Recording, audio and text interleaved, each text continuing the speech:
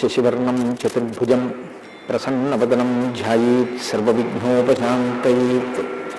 గురుర్బ్రహ్మా గురుర్విష్ణుః గురుర్దేవో మహేశ్వరః గురుః సాక్షాత్ పరబ్రహ్మ తస్మై శ్రీగురవై నమః. వ్యాసాయ విష్ణురూపాయ వ్యాసరూపాయ విష్ణవే నమో వై బ్రహ్మనిధయే వాసిష్ఠాయ నమో నమః. కూజంతం రామ రామేతి మధురం మధురాక్షరం ఆరుహ్య కవితాశాఖాం వందే వాల్మీకికోకిలం. శృతిస్మృతిపురాణానాం ఆలయం కరుణాలయం నమామి భగవత్పాదశంకరం లోకశంకరం. సదాశివసమారంభాం శంకరాచార్యమధ్యమాం అస్మదాచార్యపర్యంతాం వందే గురుపరంపరాం. వాగర్ధావివ సంపృక్తౌ వాగర్ధప్రతిపత్తయే జగతః పితరౌ వందే పార్వతీపరమేశ్వరౌ. సూక్తిం సమగ్రైతిన స్వయమేవ లక్ష్మీః శ్రీరంగరాజమహిషీ మధురైః కటాక్షైః.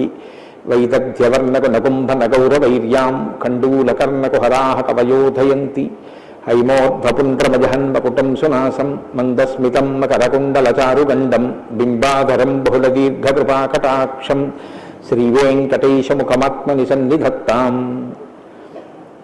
మనోజవం మరుతతుల్యవేగం జితేంద్రియం బుద్ధిమతాం వరిష్టం వాతాత్మజం వనరయూధముఖ్యం శ్రీరామదూతం శిరసా నమామి. జయత్యతి బలో రామో లక్ష్మణశ్చ మహాబలః రాజారీతి సుగ్రీవో రాఘవేణాభిపాలితః. దాసోహం కోసలేంద్రస్య రామస్యాక్లిష్టకర్మణః హనుమాన్ శత్రుసైన్యానాం నిహంతా మారుతాత్మజః. నరావలసహస్రం మే యుద్ధే ప్రతిఫలం భవేత్ శిలాభిస్తు ప్రహరతః పావకైశ్చ సహస్రశః. అర్దయిత్వా పురీం లంకాం అభివజ్యత మైథిలీం సమృద్ధార్థో గమిష్యామి విశతాం సర్వరక్షసాం. ధర్మాత్మా సత్యసంధశ్చ రామో దశరథిర్యది పౌరుషే చ ప్రతిద్వంద్వశరైరం జహిరావినం. ఆపదామపహర్తారం దాతారం సర్వసంపదాం లోకాభిరామం శ్రీరామం భూయో భూయో నమామ్యహం.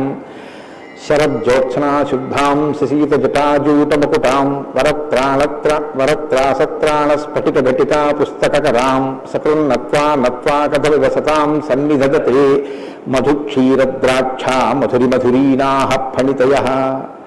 హరి ఓం. పరమేశ్వర స్వరూపమైన సభకి నమస్కారం.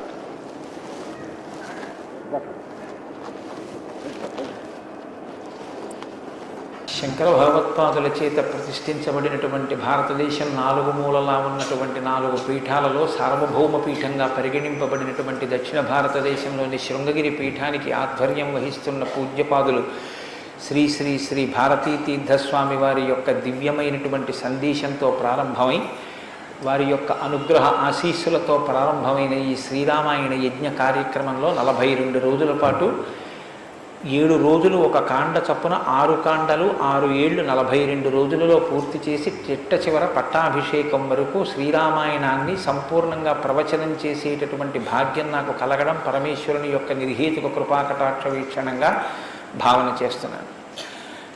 శ్రీరామాయణం నిజంగా శ్రీరామాయణం. ఎందుచేత నేను ఈ మాట అంటున్నానంటే ఇప్పుడే మీరు పీఠాధిపతుల యొక్క అనుగ్రహ భాషణంలో విన్నారు. వేదవేద్యే పరే పుంసి జాతే దశరథాత్మజే వేద ప్రచేతసాదాసీత్ సాక్షాత్ రామాయణాత్మన అంటారు. అందులో ఎంత గొప్ప మాట అన్నారంటే వేదవేద్యే పరే పుంసి, వేదము చేత ప్రతిపాదింపబడినవాడు, వేదము చేత తెలియబడేటటువంటి వాడు, వేదము ప్రమాణముగా ధర్మానుష్ఠానము చేసి మానవ జన్మ తరింప చేసుకుని భగవంతుని యొక్క అనుభవాన్ని మనం పొందడానికి వీలైనటువంటి స్థితిని కలిగి ఉన్నవాడైనటువంటి పరమేశ్వరుడు రామచంద్రమూర్తిగా ఈ భూమండలం మీద అవతరించి 11,000 సంవత్సరములు కరచరణాదులతో నడయాడాడు. రాముడు వేదము చేత ప్రతిపాదింపబడినటువంటి పరమేశ్వర స్వరూపం. ఆ భగవంతుడే రాముడిగా వచ్చాడు. భగవంతుణ్ణి ప్రతిపాదించేటటువంటి వేదం వాల్మీకి మహర్షి నోటి వెంట శ్రీరామాయణంగా వచ్చింది. అందుకే శ్రీరామాయణానికి వేదోపబృంహణము అని పేరు. వేదమే రామాయణం. వేదం దేన్ని ప్రతిపాదిస్తుంది? ప్రధానంగా వేదమంతా ధర్మమే ప్రతిపాదన చేస్తుంది. ధర్మం అంటే ఏమిటి? ధ్రియతేవా జనైరితి ధర్మం అని అమరకోశం. ధర్మం అంటే తెలుసుకోవడం ధర్మంలో ఒక భాగం. కేవలం తెలుసుకోవడం ధర్మం కాదు. తెలుసుకున్నాడు, అనుష్ఠించడు. అప్పుడు ధర్మమా అంటే ధర్మం కాదు. మీరు శ్రీరామాయణాన్ని జాగ్రత్తగా పరిశీలనం చేస్తే రాముడికి ఎన్ని తెలుసో ఎంత తెలుసో, రావణుడికి అన్ని తెలుసు అంతా తెలుసు. కానీ రాముడి ముందు రావణుడు ఎందుకు నిలబడలేకపోయాడు? ఒక్కటే కారణం, తాను తెలుసుకున్నది తాను విన్నది అనుష్ఠించాడు రామచంద్రమూర్తి. తాను విన్నది తాను తెలుసుకున్నది తన సౌకర్యానికి అనుగుణంగా మార్చుకుని దబాయించి బ్రతికే ప్రయత్నం చేస్తాడు రావణాసురుడు. ధర్మాన్ని మీరు తెలుసుకోవడం ప్రధానం ఎంతో, దాన్ని అనుష్ఠించడం కూడా అంతే అవసరం. అనుష్ఠానానికి పనికిరానటువంటి ధర్మం ఉపయోగం లేనిది అవుతుంది. ఇంట్లో కర్ర ఉంది, వీధిలో కుక్క ఉంది. కుక్క మీ మీద పడడానికి ఉద్యుక్తమవుతున్న సమయంలో మీ ఇంట్లో కర్ర ఉంది కదా అని మీ మీద పడ్డం మానదు. మీ చేతిలో కర్ర ఉంటే కుక్క మీ మీద పడకుండా ఉంటుంది. ధర్మో రక్షతి రక్షిత అన్న మాటకు అర్థం ఏంటంటే, మీరు ధర్మాన్ని అనుష్ఠిస్తే మిమ్మల్ని ధర్మం కాపాడుతుంది. ధర్మం విషయంలో తెలుసుకోవలసినటువంటి అత్యంత ముఖ్యమైన విషయం ఒకటి ఉంటుంది. ధర్మం ఇలా అనుష్ఠిస్తే అలా వెంటనే ఫలితం ఇవ్వాలని ఎక్కడ ఉండదు, ఒకచో అలా ఉండొచ్చు. ధర్మం ఎటువంటిదంటే, పంట పండడం కోసమని చెప్పి వ్యవసాయదారుడు భూమిని దున్నడం మొదలు పెడతాడు. భూమిని దున్నగానే పంట పండుతుందా? భూమిని దున్నిన తరువాత వర్షం పడే వరకు ఎదురు చూడాలి. వర్షం పడితే పంట పండుతుందా? విత్తనాలు వేయాలి. విత్తనాలు వేస్తే పంట పండుతుందా? మొలకలెత్తాలి. మొలకలెత్తినంత మాత్రాన పంట పండుతుందా? దానికి చీడా పీడా పట్టకుండా సస్యరక్షణ చేసుకోవాలి. 6 గాలము శ్రమిస్తే చిట్ట చివర ఆ పంట బాగా చేతికొచ్చి ఫలసాయాన్ని ఇస్తుంది. అప్పుడు కోత కోసి తెచ్చి పొలం గట్టున వేసి బస్తాలకెత్తి ఇంటికి తీసుకెళ్ళి దాచుకునే పర్యంతమో పండిన పంట మీ చేతికి వచ్చింది అని నమ్మకంగా చెప్పడం సాధ్యం కాదు. ధర్మం కూడా అంతే. ఇవాళ మీరు ధర్మం చేశారు అని వెంటనే ఫలితం ఇవ్వదు. అధర్మం కూడా అంతే. మీరు ఇవాళ అధర్మం చేశారు అని వెంటనే ఫలితం ఇవ్వదు. లోకంలో మీరు చూస్తూ ఉంటారు, ఒక్కొక్కడు చాలా పాపాచరణముతో ఉంటాడు, ఈశ్వరుని యందు భక్తి ఉండదు, శాస్త్రం ఏది వద్దందో అది చేస్తూ ఉంటాడు, కానీ సర్వసుఖములను అనుభవిస్తూ ఉంటాడు. మనకేమనిపిస్తుందంటే, ఆయన ఈశ్వరుణ్ణి ధిక్కరించాడు కదా, ఆయన ఏం ధర్మం పాటించట్లేదు కదా, ఆయన ఏం వేద ప్రమాణాన్ని అంగీకరించట్లేదు కదా, ఆయన సంతోషంగా సుఖంగా ఉన్నాడు. అన్నీ విని అన్నీ నమ్మి అన్నీ విశ్వసించి వేదమును ప్రమాణముగా స్వీకరించి ధర్మమును అనుష్ఠించినటువంటి నేను కష్టాలు పడుతున్నాను, ఏమిటి ఉపయోగం ఈ ధర్మం పట్టుకుంటే అనిపిస్తుంది. ధర్మం పట్టుకోవడం ఎటువంటిది అంటే, పంట పండడం కోసమని పొలం దున్నడం లాంటిది. పొలం దున్ని కష్టపడిన వాడికి పంట ఎప్పటికైనా చేతికొచ్చినట్టే. ధర్మాన్ని అనుష్ఠించిన వాడికి కూడా ధర్మం కాపాడి తీరుతుంది. అధర్మం ఇంటికి అంటుకున్నటువంటి చిన్న మంట లాంటిది. చిన్న మంటే కదా నన్ను ఏం చేస్తుందని పడుకున్న వాడికి చిట్ట చివర ఇల్లంతా ఎలా కాలిపోతుందో, అధర్మంలో మనం ఉన్నామని తెలుసుకుని అధర్మ పథంలోంచి బయటికి వచ్చే ప్రయత్నం చేయకపోతే చిట్ట చివరికి జరిగేటటువంటి పరిణామం కూడా అలాగే ఉంటుంది. కాంచన లంక ఉంది, అంత బలగం ఉంది, అంత గొప్ప సుఖాలు అనుభవించాడు, 10 తలకాయలు ఉన్నాయి, గొప్ప తపస్సు ఉంది, ఈశ్వరుడి యొక్క అనుగ్రహాన్ని పొందాడు, పరమేశ్వరుణ్ణి సాకారంగా దర్శనం చేశాడు, పుష్పక విమానం ఎక్కి ప్రపంచమంతా తిరిగాడు. చిట్ట చివరికి ఏమయ్యాడు?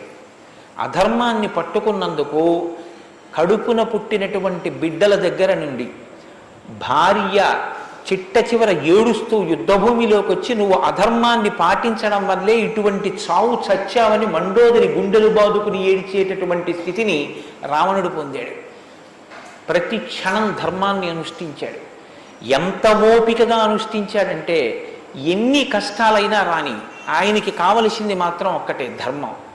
ధర్మమా సుఖమా, ధర్మమా కష్టమా, ధర్మమా ప్రయోజనమా, ధర్మమా అడ్డదారా, ధర్మమా కోరిక తీరడమా, మీరు పక్కన ఏవి పెట్టి చూడండి, శ్రీరామచంద్రమూర్తి జీవితం అంతా ఒకటే, ధర్మమే.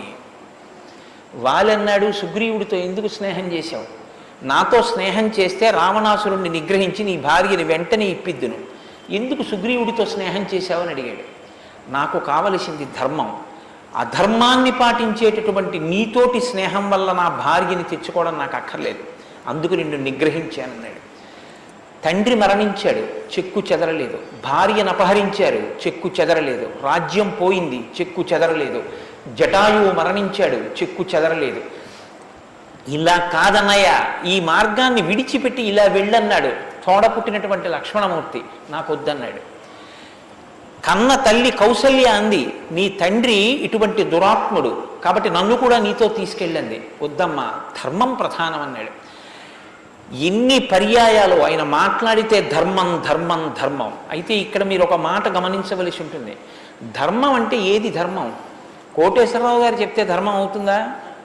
లేకపోతే ఎవరో నేను ఇది చెప్తానండి ఇది ధర్మం అంటే అవుతుందా? మనం చెప్తే ధర్మం అవదు, వేదం చెప్తే ధర్మం అవుతుంది. వేదం ఏది చెప్పిందో అది ధర్మం. వేదమునకు వ్యతిరేకముగా చెప్పనటువంటి స్మృతి చెప్పినది ధర్మం. వేదమునకు వ్యతిరేకంగా చెప్పని స్మృతి చెప్పిన మాట పాటించిన వాడిది ధర్మం. ఆ ధర్మం ఎవడు పట్టుకుంటాడో వాడే శ్రీరాముడు. ఆ ధర్మాన్ని ఎవడు పట్టుకుంటాడో వాడు అంతిమంగా పొందేది ఏదంటే విజయమే. 11,000 సంవత్సరములు ఈ భూమండలాన్ని పరిపాలించినటువంటి రామచంద్రమూర్తి పడనటువంటి కష్టం లేదు. ఇన్ని కష్టాలు పడుతున్నా ఆయన ఇతరులకు సుఖాన్ని ఇచ్చాడు, ఇతరులకు ఆనందం ఇచ్చాడు, ఇతరులకు సంతోషం ఇచ్చాడు తప్ప నేనింత కష్టంలో ఉన్నాను మీరు ఎందుకు నవ్వాలని ఆయన ఎన్నడూ అడగలేదు. అందుకే రాముడు యోగి అన్నారు పెద్దలు. యోగి అంటే పైన ఎన్ని కష్టాలైనా రావచ్చు, కానీ లోపల మాత్రం తాను నిర్వికారంగా ఉంటాడు. అందుకే పుట్టినది కూడా నవమి తిథి నాడు పుట్టాడు మహానుభావుడు. 9 అంకెకున్న గొప్పతనం చూడండి. మీరు ఎంత పెట్టి 9ని హెచ్చ వేయండి మళ్ళీ 9గా మారుతూ ఉంటుంది. 9 ఒకట్ల 9, 9 2 18, 8 1 9, 9 3 27, 7 2 9, 9 4 36, 6 3 9, 9 5 45, 5 4 9. ఏం చేసినా మళ్ళీ 9 అవుతూ ఉంటుంది. ఎన్ని కష్టాలు బయట రానివ్వండి, ఎన్ని వైక్లభ్యాలు కలగనివ్వండి, లోపల మాత్రం రాముడు ఎప్పుడూ ధర్మాన్నే పట్టుకొని ఉంటాడు.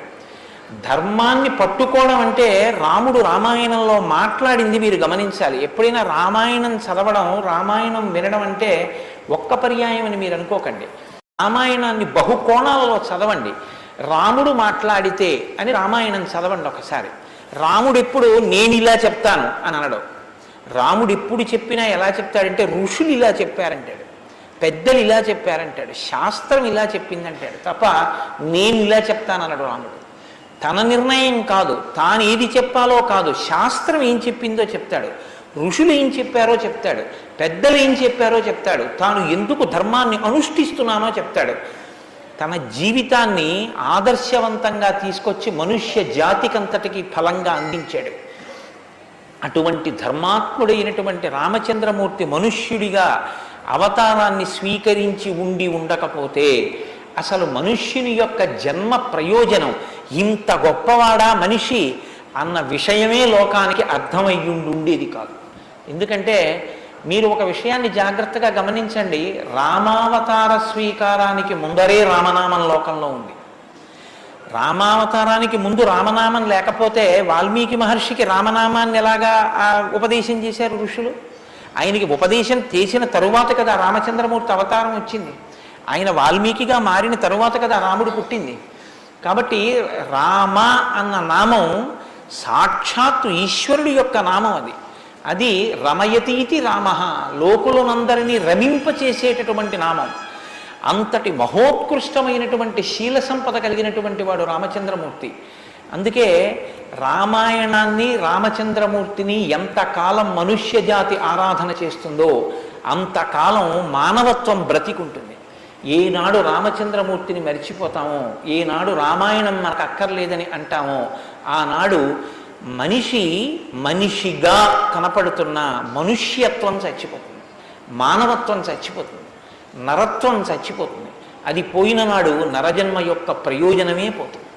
అందుకే మీరు చూడండి, విష్ణువు దశావతారములను స్వీకరించారు. వేదోద్ధారణ, మందరాభరణ, పృథ్వీధర్మ నిర్మాణ, ప్రహ్లాదత్రాణ, బలిప్రతారణ, నృపాహంకార నిర్వాపన, వైదేహీ రమణ, ధనంజయ జయ వ్యాపార పారీణ, క్షోణీ దివ్యత్కరుణ, తమోహరణ, తండ్రి వెంకటేశ ప్రభో. ఇన్ని అవతారాలు స్వీకరించినా ఆ అవతార పరిసమాప్తి అయిపోయిన తరువాత మనం పిలిస్తే ఇక లక్ష్మీనారాయణులనే పిలుస్తాం. ఒక వామనమూర్తి అవతార పరిసమాప్తి అయిపోయింది, ఏమంటాం? లక్ష్మీనారాయణులు. ఒక పరశురాముడు, లక్ష్మీనారాయణులు. ఒక మత్స్యావతారం, లక్ష్మీనారాయణులు. ఒక్క సీతారాముల అవతారంలో మాత్రం యుగాలు మారిపోయినా ఆ అవతారాన్ని సీతారాములనే పిలుస్తాం. భార్యాభర్తలు ఎలా బతకాలో నేర్పినటువంటి అవతారం రామావతారం. అన్నదమ్ములు ఎలా బతకాలో నేర్పిన అవతారం రామావతారం. తండ్రి కొడుకులు ఎలా బతకాలో నేర్పిన అవతారం రామావతారం. ఒక ఉద్యోగి యజమాని ఎలా బతకాలో నేర్పిన అవతారం రామావతారం. చిట్ట చివరికి ఎంత కష్టం కడుపులో ఉన్న రాజారాముడిగా సింహాసనం మీద కూర్చోవలసి వస్తే ప్రజల్ని కన్నబిడ్డల్లా పరిపాలించగలిగినటువంటి ధర్మాన్ని నిలబెట్టుకోగలిగినటువంటి సంపూర్ణత్వాన్ని సంతరించుకున్నటువంటి మనుష్య స్థితిని పొందిన అవతారం రామావతారం. మీకు జీవితంలో అనుష్ఠాన పర్యంతంలో ఎక్కడ ఏ విషయం గురించి అనుమానం వచ్చినా మీకు రామాయణం జీర్ణమైతే మీకు వెంటనే శ్రీరామాయణం జ్ఞాపకానికి వస్తుంది. అప్పుడు రాముడు ఇలా ప్రవర్తించాడు అని మీకు జ్ఞాపకం వస్తుంది. రామాయణం మీకు జీర్ణమైతే మీ భాష తీరు మారిపోతుంది. రామాయణం మీకు జీర్ణమైతే మాట ఎంత గొప్పదో మీకు అర్థమవుతుంది. నేను అందుకే మీకు మనవి చేశాను, రామాయణాన్ని రామాయణంగా చదవకండి అని.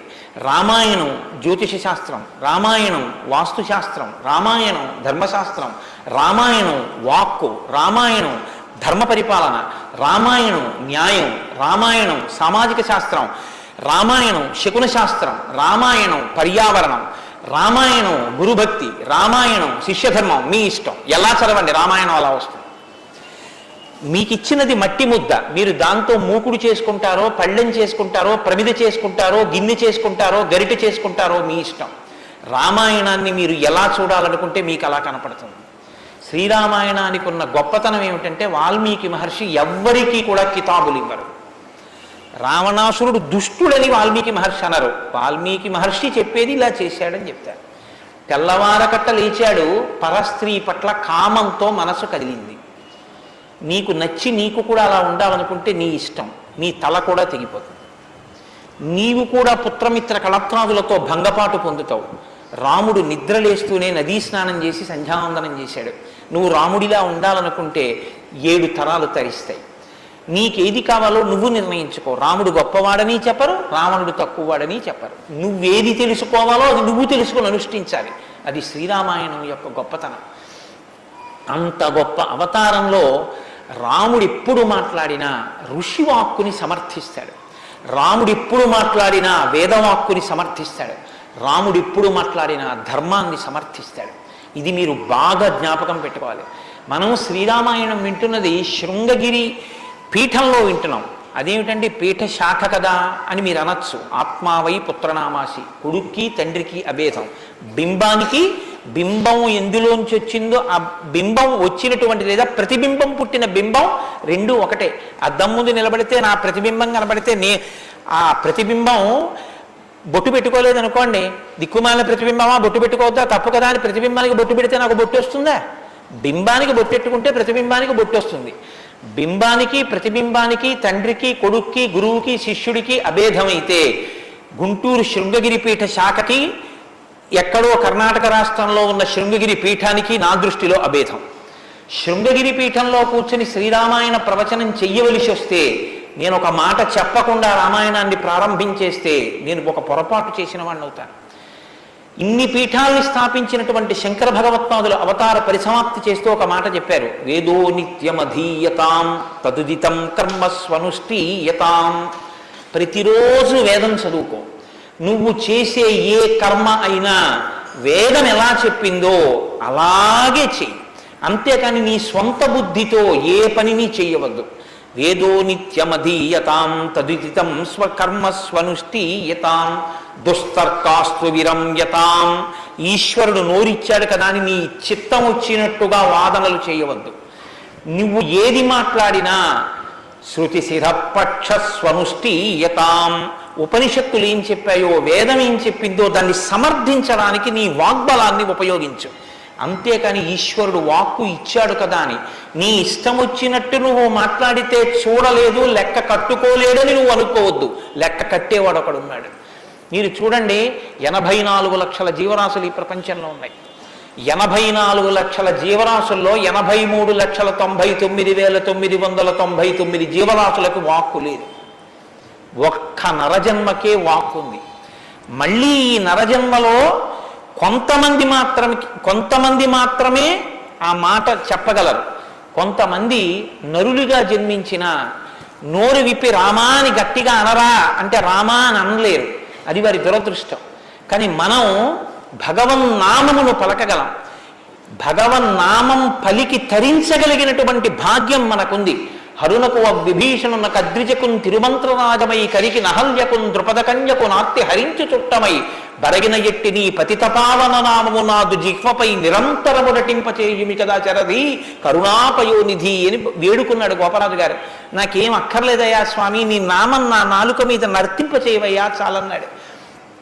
పవి పుష్పంబగు అగ్ని మంచగు నాకోపారం భూమిస్థలంబగు శత్రుండతిమిత్రుడవు విషము దివ్యాహారమౌ నిన్నగా అవనీమండలి లోపలం శివ శివేచ్ఛాభాషణోల్లాసకిన్ శివ నీ నామము సర్వవస్యకరమౌ శ్రీకాళహస్తీశ్వర. నాకు నీ శివనామం నా నాలుక మీద నర్తించాలని కోరుకున్నాడు ధూర్జటి. భగవన్నామం చెప్పుకుంటే చాలని ఆ నామ ఉన్నందుకు వెంపర్లాడారు. అంత్యకాలమునందు ఆయాసమును నిన్ను తలుచునో తలపనో తలతునిపుడి నరసింహ నరసింహ నరసింహ లక్ష్మీ చ దానవంతక కోటి భానుతేజ గోవింద గోవింద గోవింద సర్వేశ పన్నగాధిపశాయి పద్మనాభ అని 2 చేతులిచ్చి నమస్కారం చేసి చిట్ట చివర ప్రాణం పోయేటప్పుడు ఆవేళ యమదూతల అగ్రహంబున వచ్చి ప్రాణముల్ పెకలించి పట్టునప్పుడు కపవాత పైత్యముల్ కప్పగా శ్రమచేత కంపముద్భవమంది కష్టపడుచు నారాయణాయంచు నా జిహ్వతో నిన్ను పిలుతునో శ్రమచేత పిలువలేనో నాటికిపుడి నీ నామస్మరణ చేతు చెవినిడవయ్య భూషణ వికాస శ్రీధర్మపుర నివాస దుష్ట సంహార నరసింహ దురిత దూరాన్ని గుండెలు బాదుకున్నాడు నరసింహశతకర్త. ఆ భగవన్నామం పలికేటటువంటి భాగ్యం ఉన్న ఏకైక ప్రాణి సృష్టిలో కేవలం మనుష్యుడే. అటువంటి మనుష్యుడికి ఇచ్చినటువంటి అదనపు వరం భగవత్ కథాశ్రవణం. ఈశ్వర కథ వినగలడు. ఆ ఈశ్వర కథ వింటేనే సమస్త సంసార భ్రమణ పరితాపోపశమనం అంటారు శంకర భగవత్పాదులు. గలంతి శంభోత్పచ్చరిత సరిత కిల్బిషరజో దళంతి ధీకుల్యాసరతి పతంతి విజయతాం దిశంతి సంసార భ్రమణ పరితాపోపశమనం వసంతి మచ్చేతో హృదవు విశివానందలహరి అంటారు.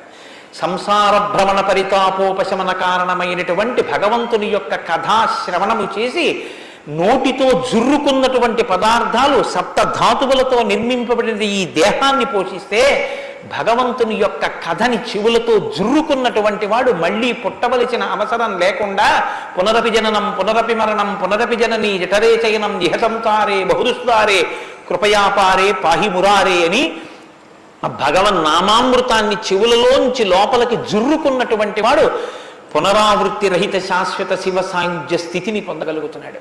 ఇటువంటి భాగ్యం కలిగినటువంటి ప్రాణి మనుష్యుడు.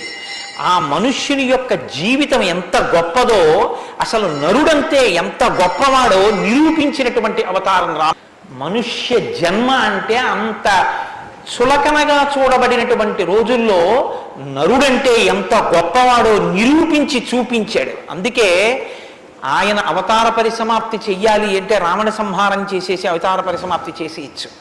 కానీ ఆయన అలా చేయలేదు, ప్రతిజ్ఞ చేశారు. 10 వర్ష సహస్రాన్ని 10 వర్ష శతానిచ, నేను 11,000 సంవత్సరములు ఈ భూమండలం మీద నడుస్తానన్నారు. దేని కొరకు అంటే 11,000 సంవత్సరములు నేను ఈ భూమి మీద ఉండి భార్యాసహితుడనై బిడ్డల్ని కని ధర్మాన్ని అనుష్ఠించి ఒక నరుడు ధర్మాన్ని పట్టుకుంటే ఎంత గొప్పవాడు కాగలడో నిరూపిస్తానన్నాడు రాముడు. అటువంటి నరుడి కథ అయినటువంటి రామకథ వినకపోతే, రాముడికి కృతజ్ఞతలు ఆవిష్కరించకపోతే, మనసార రామనామం చెప్పకపోతే, రామచంద్రమూర్తికి నమస్కరించకపోతే ఆ జన్మ వృధా అయిపోయినటువంటి జన్మ. అంతటి మహాత్ముడు రామచంద్రమూర్తి. కాబట్టి వేదవేద్యే పరే పుంసీ జాతే దశరథాత్మజే వేద ప్రచేతసాదాసీత్ సాక్షాత్ రామాయణాత్మన. వేదము వేదోపబృంహణమై రామకథగా భూలోకంలో వచ్చింది. ఆ వేదము ఈశ్వరుని యొక్క శ్వాస. ఈ వేదము వాల్మీకి గిరి సంభూత. వాల్మీకి అనబడేటటువంటి పర్వతంలోంచి పుట్టినటువంటి ఒక జీవనది. వేదము మనం వెళ్ళి స్నానం చెయ్యాలి, మనం వెళ్ళి దర్శనం చెయ్యాలి. రామాయణము ప్రవహించి ఇంటింటి ముందు నుంచి విడిపోయినటువంటి గంగ లాంటిది.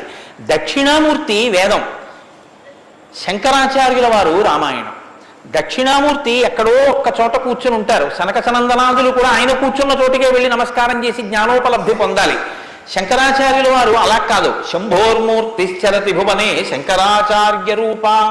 ఆ దక్షిణామూర్తి మౌనం విడిచిపెట్టి ఆసేత హిమాచల పర్యంతం పాదచారి అయి 3 పర్యాయములు పర్యటించి వేద విరుద్ధమైన వాదనలు ఖండించి మళ్లీ వేద విరుద్ధమైన వాదనలు ఈ భారతదేశంలోకి ప్రవేశించకుండా కాపు పెట్టాలన్న ఉద్దేశ్యంతో తూర్పున జగన్నాథ్లో గోవర్ధన పీఠము, పడమర ద్వారకలో కాళికాపీఠము, ఉత్తరమున బద్రికాశ్రమములో జ్యోతిపీఠము, దక్షిణమున శృంగగిరిలో శారదాపీఠము, 4 చోట్ల 4 పీఠములను కాపు పెట్టి గురు పరంపర నిరంతరము కొనసాగేటట్టుగా మనని అనుగ్రహించి వేద విరుద్ధమైన వాదనలు భారతదేశంలో ప్రవేశించకుండా రక్షించినటువంటి మహాపురుషుడైనటువంటి శంకర భగవత్పాదులు తానే ఆసేతు హిమాచలం పరిగెట్టించి ప్రతి ఇంటి ముందుకొచ్చి జ్ఞానబోధ చేసినట్టు రామాయణం అనేటటువంటి గంగ వాల్మీకి గిరిశంభూతయ్యి వాడలా ప్రవహించింది.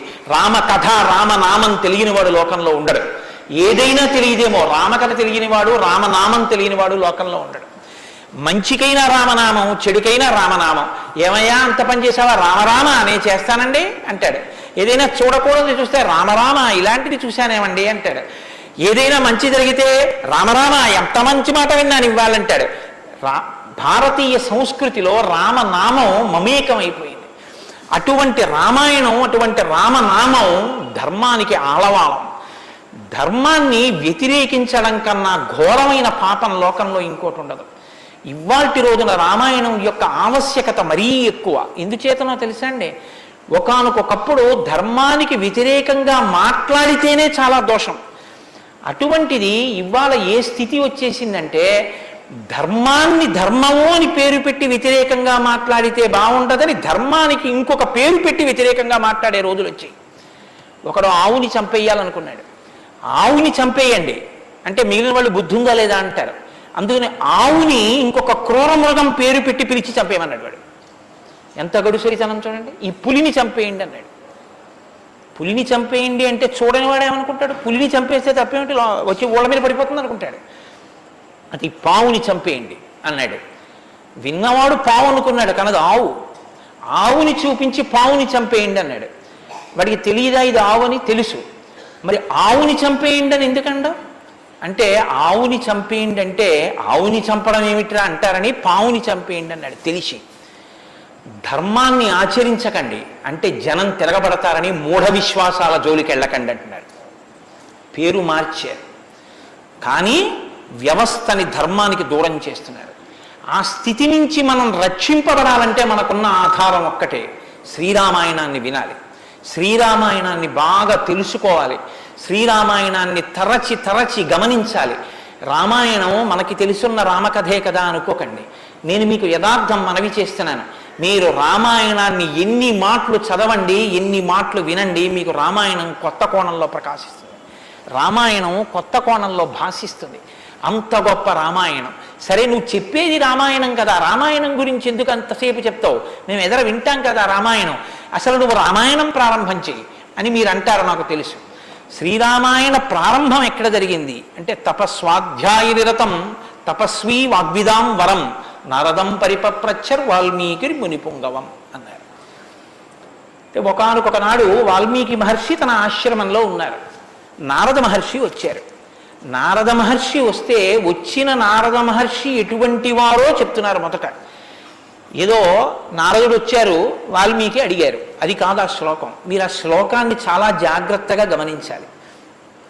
ఎటువంటి నారదుడు ఎటువంటి వాల్మీకి మహర్షి ఆశ్రమానికి వచ్చారట?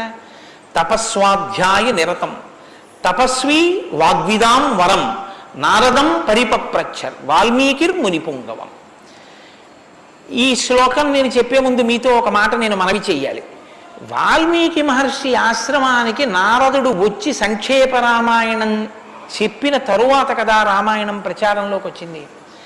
వాల్మీకి మహర్షి ఆశ్రమానికి నారద మహర్షి వచ్చిన తరువాత రామాయణాన్ని ఎవరికి నేర్పారు? ఆయన రచన చేసి మొట్టమొదట ఎవరికి నేర్పి ఉండాలి? ప్రవాహము అంటే ఎవరి ద్వారానో వెళ్ళాలి కదా. అది మొట్టమొదట లోకంలో దాన్ని ప్రచారం ఎవరితో ప్రారంభమైంది? వాల్మీకి రామాయణ రచన చేసి ఎవరికి నేర్పారు? వాల్మీకి రామాయణ రచన చెయ్యగానే నేర్పిన మొట్టమొదటి శిష్యులు లవకుశులు. లవకుశులకి మొట్టమొదట రామాయణం నేర్పుంటే సీతమ్మ వాల్మీకి ఆశ్రమంలో ఉందా లేదా? ఉంది. వాల్మీకి ఆశ్రమంలోకి సీతమ్మ వచ్చి లవకుశులు పెద్దవాళ్ళై గురువు గారి దగ్గర శ్రీరామాయణాన్ని ఉపదేశం పొందడానికి యోగ్యమైనంత వయస్సు వచ్చేసిన తరువాత నారద మహర్షి వచ్చారు. వచ్చి సంక్షేప రామాయణం చెప్పారు. అప్పటి వరకు రామాయణం లేదు లోకంలో, అంతే. ఎందుకంటే తర్వాత కదా వాల్మీకి రచించారు సంక్షేప రామాయణం విన్నాక.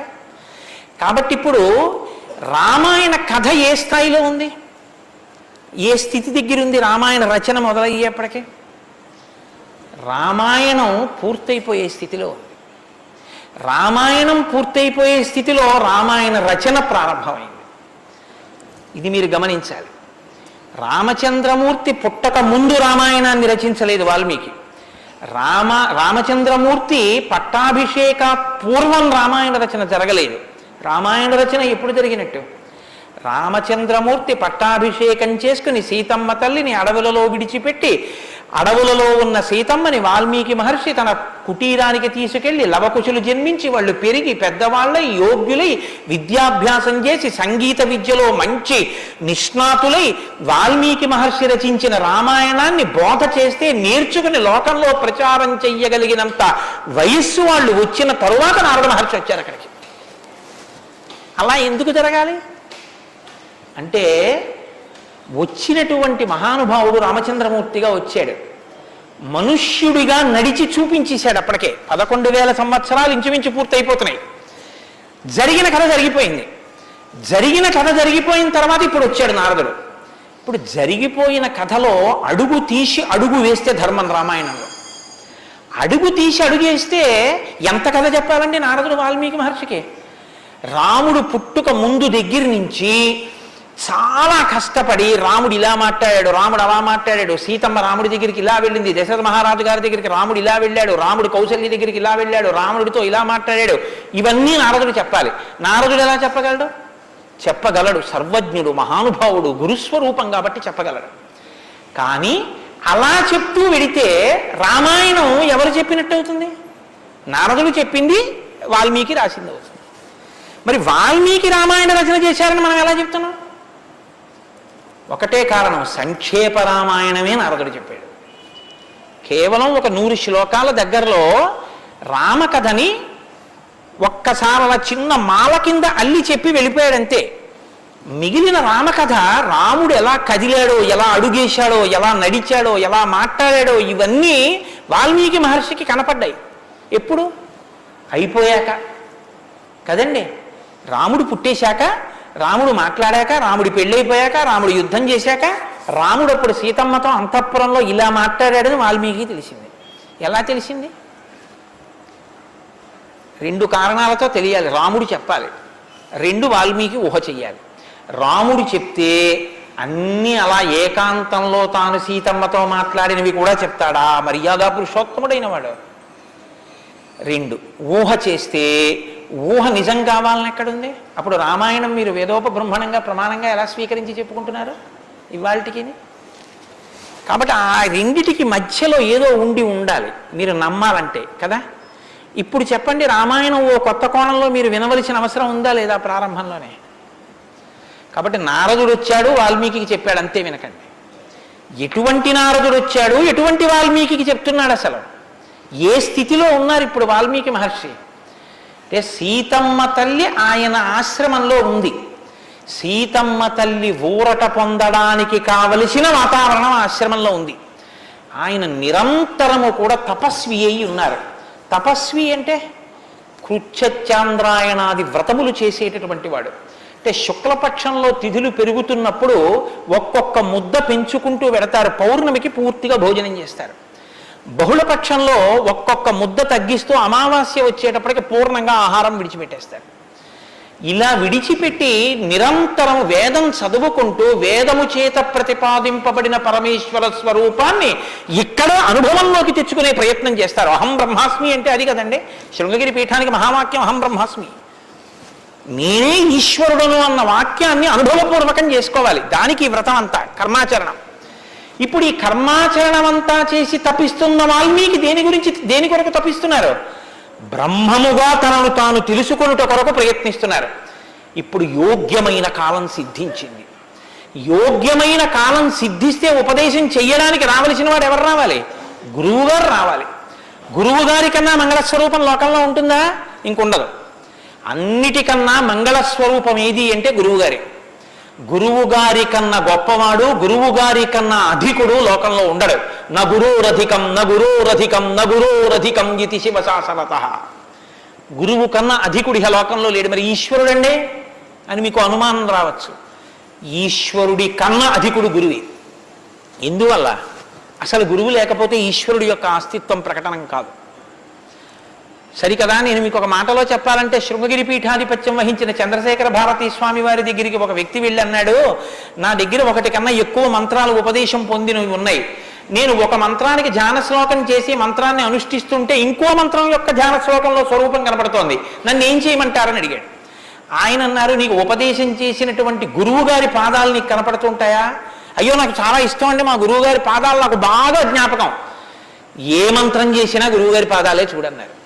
అలా ఎలా కుదురుతుందండి అన్నాడు ఆయన. ఆ ధ్యాన శ్లోకంలో రూపం కదా చూడాలి. ఏ మంత్రం చేసినా గురువుగారి పాదాలు ఎలా చూస్తాం? ఏ గురుర్ బ్రహ్మ గురుర్ విష్ణు గురుర్దేవో మహేశ్వర, గురువే బ్రహ్మ గురువే విష్ణువు గురువే మహేశ్వరుడు. ఇక గురువు గారి పాదాలే ఆ దేవతలన్నీ. కాబట్టి గురువు గారి పాదాలు చూస్తూ నువ్వు ఏ మంత్రం చెప్పినా ఆ మంత్రం సిద్ధిస్తుంది. అయినప్పుడు ఇప్పుడు గురు దర్శనమే మంగళకరమైనటువంటి దర్శనం. నారదుని యొక్క దర్శనం, నారదుని యొక్క పేరెత్తడం కన్నా గొప్పతనం ఇంకోట్లేదు. కాబట్టి ఇప్పుడు రామాయణ ప్రారంభం దేనితో ప్రారంభమైంది? గురువు గారి దర్శనంతో ప్రారంభమైంది. నారద మహర్షి దర్శనం గురువు యొక్క దర్శనం. ఎవరికి? వాల్మీకి. రామాయణాన్ని నమ్ముకున్న జాతికి ప్రతినిధి. మనకే దర్శనంతో ప్రారంభమైంది? జగద్గురు దర్శనంతో మనకి ప్రారంభమైంది. కాబట్టి ఇప్పుడు ఎవరొచ్చారు? ఆ వచ్చినటువంటి వ్యక్తి సామాన్యమైనటువంటి వ్యక్తి రాలేదు, నారదుడు. ఆ వచ్చినటువంటి వారు మహానుభావుడై తపస్వాధ్యాయ నిరతం, నిరంతరము తపస్సు చేసేటటువంటి వారు. మీతో మాట మనవి చేశాను. తపస్సు అంటే ఈ వ్రతమును ఆచరిస్తూ నిత్య నైమిత్తిక కర్మలను వైక్లభ్యం లేకుండా అనుష్ఠించేటటువంటి వారు. నిత్యకర్మ అని ఒకటి ఉంటుంది, అది ఎప్పుడూ మానడానికి వీల్లేదు. సంధ్యావందనం ఉంది, ఎప్పుడూ మానకూడదు, ఎప్పుడూ చేయవలసిందే. నైమిత్తిక కర్మ ఉంది, ఒక్కొక్క తిథి నాడు ఒక్కొక్కటి చేయవలసి ఉంటుంది. శ్రీరామ నవమి వచ్చిందనుకోండి, ఏం చెయ్యాలి? శ్రీరామనవమి నాడు ఉదయం నుంచి రాత్రి వరకు శ్రీరామ జయరామ జయ జయరామ అన్న 13 అక్షరాల మంత్రాన్ని రాత్రి వరకు చేసి, రాత్రి ప్రదక్షిణం చేసి, ఉపవాసం చేసి, మరునాడు ఉదయం ఎక్కడ మీరు ఈ మంత్రం చేశారో అక్కడికి వచ్చిన తరువాత శ్రీరామ పట్టాభిషేక సర్గ, శ్రీరామావతార సర్గ, ఈ 2 సర్గలు పారాయణ చేయాలి. ఈ 2 పారాయణ చేసి, మొన్న శ్రీరామనవమి నాడు మేము కాకినాడలో అయ్యప్ప స్వామి దేవాలయంలో చేశాం. అవి ఈ 2 సర్గలు పారాయణ చేసి, తదనంతరం ముందు పేదలకి అన్నదానం నారాయణ సేవగా చేసి, తరువాత తాను ఆహారం స్వీకరించాలి. అది శ్రీరామనవమి నాడు చేయవలసినటువంటి విధానం. దీన్ని నైమిత్తిక తిథి ఆచరణము అంటారు. ఒక్కొక్క తిథి ఒక్కొక్కలా చెయ్యాలి. నిత్యకర్మ చేస్తూ, నైమిత్తిక తిథులను చేస్తూ, కృత్యచరాంద్రాయణాది వ్రతములను చేస్తూ, ఎప్పుడూ వేదాన్ని అలా చదువుకుంటూ, వేదము చెప్పినటువంటి హృదయాన్ని, వేదము చెప్పినటువంటి మంత్రములలో ఉన్న సారమును అవగతం చేసుకుని బ్రహ్మమును అనుభవంలోకి తెచ్చుకునేటటువంటి ప్రయత్నం చెయ్యడానికి ఉపకరణంగా ఈ శరీరాన్ని వాడుకుంటున్నవారు. ఎంత తేడా ఉందో మీరు గమనించండి. మనం ఏం చేస్తామంటే, ఈ శరీరాన్ని పోషించి ఈ శరీరము వలన ఎన్ని సుఖములు పొందవచ్చో అన్ని సుఖములను పొందడానికి సాధనంగా దీన్ని వాడతాం. ఇది ఎందుకు అంటే, దీంతో అబ్బో ఎన్ని రుచులు చూస్తాడో, దీనికి ఎన్ని స్పర్శ సుఖాలు ఇస్తాడో, దీంతో ఎన్ని వినకూడనివి వింటాడో, దీంతో ఎన్ని పీల్చకూడనివి పీలుస్తాడో. వాళ్ళు ఏం చేస్తారంటే, దీన్ని సాధనంగా చేసుకుని దీన్ని ఎలా వాడుకోవాలో అలా వాడుకుంటూ దీన్ని అడ్డు పెట్టుకుని, దీని ద్వారా దేన్ని తెలుసుకున్న తర్వాత ఇది పడిపోయినా పర్వాలేదో అది తెలుసుకోవడానికి ఉపకరణంగా దీన్ని వాడుకుంటాడు. ఏమిటో నువ్వు అలా అన్నావు కానీ ఆ మాట ఏం స్పష్టంగా లేదని మీరు అంటారు, నాకు తెలుసు. భగవాన్ రమణుల మాటల్లో చెప్తే మీకు స్పష్టంగా అర్థమవుతుంది. ఇప్పుడు నేను అన్న మాటకి తెలుసుకోవలసినది తెలుసుకునేంత వరకు దీన్ని ఉపకరణంగా వాడుకోవడం అంటే ఏమిటని అడిగారు రమణ మహర్షిని. ఆయన అన్నారు, భోజనం చేశాక విస్తర అవతల పారేయడం. విస్తరణ ఏం చేస్తారండి? బాదమాకులు తెచ్చి, చీపురు పుల్లలు తెచ్చి, సన్నగా చీల్చి, ముక్కలు చేసి, అన్నం తినేటప్పుడు ఊడిపోయి అన్నంలో కలిసిపోకుండా జాగ్రత్తగా కుట్టి, ఆకు తెచ్చి వేసుకుని, నీళ్లు జల్లి తుడిచి, పదార్థాలు వేసుకుని, అన్నం అంతా తిని ఉత్తరాపోసనం పట్టిన తర్వాత అప్పుడు తీసుకెళ్లి ఆకు మీద పెంటకుప్ప మీద పారేస్తారు. అంతేగాని ఆకు పుట్టింది ఎందుకు అంటే, ఆకు పుట్టింది ఎందుకు అంటే చివరి పెంటకుప్ప మీద పారేయడమేనండి. అది పారేస్తాం అంటారా? దేనికి వాడుకోవాలో దానికి జాగ్రత్తగా వాడుకుని ఆ ప్రయోజనం అయిపోయిన తరువాత పెంటకుప్ప మీద విస్తరాకుని పడేసినట్టు దీన్ని సాధనంగా చేసుకుని, దీనిలో ఉండి, దీనితో తరించి, దీనిలో ఉండి, దీని వలన బ్రహ్మం అంటే ఏమిటో తెలుసుకుని అనుభవంలోకి వచ్చిన తర్వాత ఇది పడిపోతున్నా, ఇది నేను కాదన్న సత్యం ఎరుకలోకి రావడం వల్ల దీని మీద భ్రాంతి లేకుండా ఇది పడిపోతున్నా సాక్షిగా చూసి, ఇది పడిపోయిన తర్వాత తాను ఒకటి ఏది మారని సత్యమో సత్యంగా నిలబడిపోవడాన్ని నిత్య నైమిత్తిక కర్మాచరణ చేత తాను పొందవలసిన స్థితిని పొందగలిగినటువంటి తపస్వాధ్యాయ నిరతుడు అని పిలుస్తారు. ఇప్పుడు నారదుడు అది అంటే ఇప్పుడు ఆయన సద్గురువు, మహానుభావుడై ఉన్నాడు. నారం దదాతి ఇది నారద, ఆయన జ్ఞానం ఇస్తాడు. కాబట్టి ఇప్పుడు తపస్వాధ్యాయ నిరతం అటువంటి వారు ఎక్కడికి వచ్చారు? వాగ్విదాం వరం. ఆయన ఎటువంటి వాడు? వాగ్విద. వాక్ అంటే వేదం, వాక్ అంటే బ్రహ్మం, విదుడు అంటే తెలుసుకున్నవాడు. విద్దన్న ధాతువులోంచే వేదము అన్న మాట వచ్చింది. ఏది తెలుసుకున్న తర్వాత ఇంకొకటి తెలుసుకోక్కర్లేదో అది వేదం. ఇప్పుడు తెలుసుకోవడం ఒకెత్తు, తెలుసుకున్న దాన్ని అర్థమయ్యేటట్టు చెప్పగలిగిన ప్రజ్ఞ ఒకెత్తు. ఒక ఆయన తెలుసుకున్నాడు కానీ ఆయన చెప్పలేడు, ఆయన చెప్తే అయోమయంగా ఉంటుంది. ఒక ఆయన స్పష్టంగా చెప్పగలడు, తాను అనుభవించాడు, అనుభవించిన దాని వైపుకి మిమ్మల్ని తిప్పగలడు, ఈ ప్రజ్ఞ ఉన్నవాడు. కాబట్టి వాగ్విదాం వరహ, బ్రహ్మమును బాగా తెలుసుకున్న వాళ్ళల్లో శ్రేష్ఠుడైన వాడు తాను తెలుసుకుని శిష్యుల్ని ఉద్ధరించడం కోసం కిందికి దిగొచ్చి మాట్లాడగలిగినటువంటి ప్రజ్ఞ కలిగిన వాడు. ఇటువంటి వాగ్విదాంవరం నారదం. అటువంటి నారదుణ్ణి ఎవరు ప్రశ్నించారు? ఇప్పుడు అడిగినవాడు వాల్మీకి మహర్షి. ఆయన ఎటువంటి వారు? తపస్వి, తపస్సు చేస్తున్నవారు. తపస్సు అంటే నేను మీకు ఇందాక చెప్పాను, బ్రహ్మమును తెలుసుకోవాలని తాపత్రయంతో ఉన్నటువంటి వారు, భావన వ్యగ్రతతో ఉన్నవారు. ఈయన నారదుణ్ణి అడిగారు. ఏమని అడిగారు? అయ్యా మీరు వచ్చారు, చాలా సంతోషం అండి, నాకు ఏ ఆపదలు రాకుండా మా అబ్బాయికి ఉద్యోగం వచ్చేటట్టు, నాకు సంతోషంగా ఉండేటట్టు, మా ఆశ్రమంలో ఆవులన్నీ ఎప్పుడు పాలిచ్చేట్టు చూడండి అని అడగలేదు. ఆయన ఒక చిత్రమైన ప్రశ్న ఒకటి వేశాడు. అది లోకంలో సాధారణంగా ఎవ్వరూ అడగని ప్రశ్న. అందుకని రామాయణం పుట్టింది, లేకపోతే రామాయణం పుట్టే అవకాశం లేదు. మీరు ఒకటి బాగా జ్ఞాపకం పెట్టుకోండి, జ్ఞానం ఎక్కడి నుంచి పుడుతుంది అంటే ప్రశ్న చక్కగా వెయ్యగలిగినటువంటి శిష్య ప్రజ్ఞలోంచి పుడుతుంది. నేను నారదం పరిపప్రచ్ఛ, పరిప్రశ్న చేశారు. ప్రశ్న అంటే అడగడం అండి. నేను ప్రశ్న వేశానండి అంటే అర్థం ఏంటి? నేను మిమ్మల్ని అడిగాను అని. పరిప్రశ్న అంటే ఇది బాగా అర్థం చేసుకోవాలి. నారదుణ్ణి పట్టుకుని ఏదో అడిగేస్తే ఆయన ఏం చెప్పడలాగా, పరిప్రశ్న చేస్తే చెప్పాడు ఆయన. పరిప్రశ్న అంటే, ప్రశ్న అంటే అడగడం, పరి అంటే, పరి అన్న మాట ముందు కలిపారు మహర్షి. పరి అంటే బాగా జ్ఞాపకం పెట్టుకోండి, ఇప్పుడు నేను ఎవరిని అడుగుతున్నానో ఆ మహానుభావుడు నోరు విప్పి చెప్పినటువంటి మాట త్రికాలముల యందు సత్యమే. ఆయన చెప్పిన మాట మీద నాకు అవిశ్వాసం అన్న మాట ఉండక్కర్లేదు. ఆయన అన్నారు అంటే అది జరిగి తీరుతుందంతే. ఆయన చెప్పింది చేస్తే ఆ ఫలితం వస్తుందంతే. ఆయనటువంటి శక్తివంతుడు. ఈ నమ్మకం మీకు ఉండి అడగడం మొదలు పెడితే శ్రద్ధ, పరిప్రశ్నకి ముందే ఉంటుందో తెలుసా అండి? శ్రద్ధ ఉంటుంది. శ్రద్ధ లేకుండా వినయం ఎలా వస్తుందండి? మీరు నాకు చెప్పండి. ఇప్పుడు నేను ఒక ఆయన దగ్గరికి వెళ్ళి ఇలా అయ్యా నమస్కారం అండి అని ఇలా ప్రణిపాతం చేసి నేల మీద పడి ఎంతో ఇదిగా రెండు చేతులు ఇలా చాపి అయ్యా మీరు నాకు దయచేసి అనుగ్రహించి ఇది చెప్పాలని ఎందుకు అడుగుతాను? ఆయన శక్తివంతుడని నేను నమ్మితేను. వీడి మొహం వీడికేం వచ్చు అనుకున్నాను అనుకో, నేను నీకేం తెలిసాడా అంటాం, అంతే. పరిప్రశ్న చేస్తారేంటి? వినయం ఎప్పుడు ఉంటుంది? ఆయన శక్తివంతుడని తెలిస్తే వినయం ఉంటుంది. ఆయన శక్తివంతుడని మీరు నమ్మడాన్ని శాస్త్రంలో ఏమంటారో తెలుసా అండి? శ్రద్ధ అని పిలుస్తారు. శంకరాచార్యులు వారు భాష్యం చేస్తూ శ్రద్ధ అన్న మాట గురించి ఒక మాట చెప్పారు. శాస్త్రస్య గురువాక్యస్య సత్యబుద్ధ్యావధారణ సా శ్రద్ధా కవితా సిద్ధి యయా వస్తూపలభ్యతే. శ్రద్ధ అన్న మాటకు అర్థం ఏమిటంటే శాస్త్రము చెప్పినా గురువు గారు చెప్పినా అది పరమ సత్యము, ఇక దానికి తిరుగులేదు, అది కాని పాటిస్తే మనకి ఫలితము వచ్చి తీరుతుందని నమ్మడమే శ్రద్ధ అని పేరు. ఆ శ్రద్ధ ఎక్కడుందో దానిలోంచి వినయం వస్తుంది. అప్పుడు గురువు గారిని చూసి వంగి వంగి వంగి వంగి నమస్కరించి మాట్లాడతావు. ఎందుకు మాట్లాడాలైనా?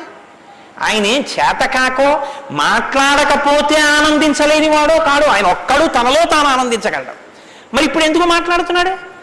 నీ కొరకు మాట్లాడుతున్నాడు. ఆయన త్యాగం చేశాడు.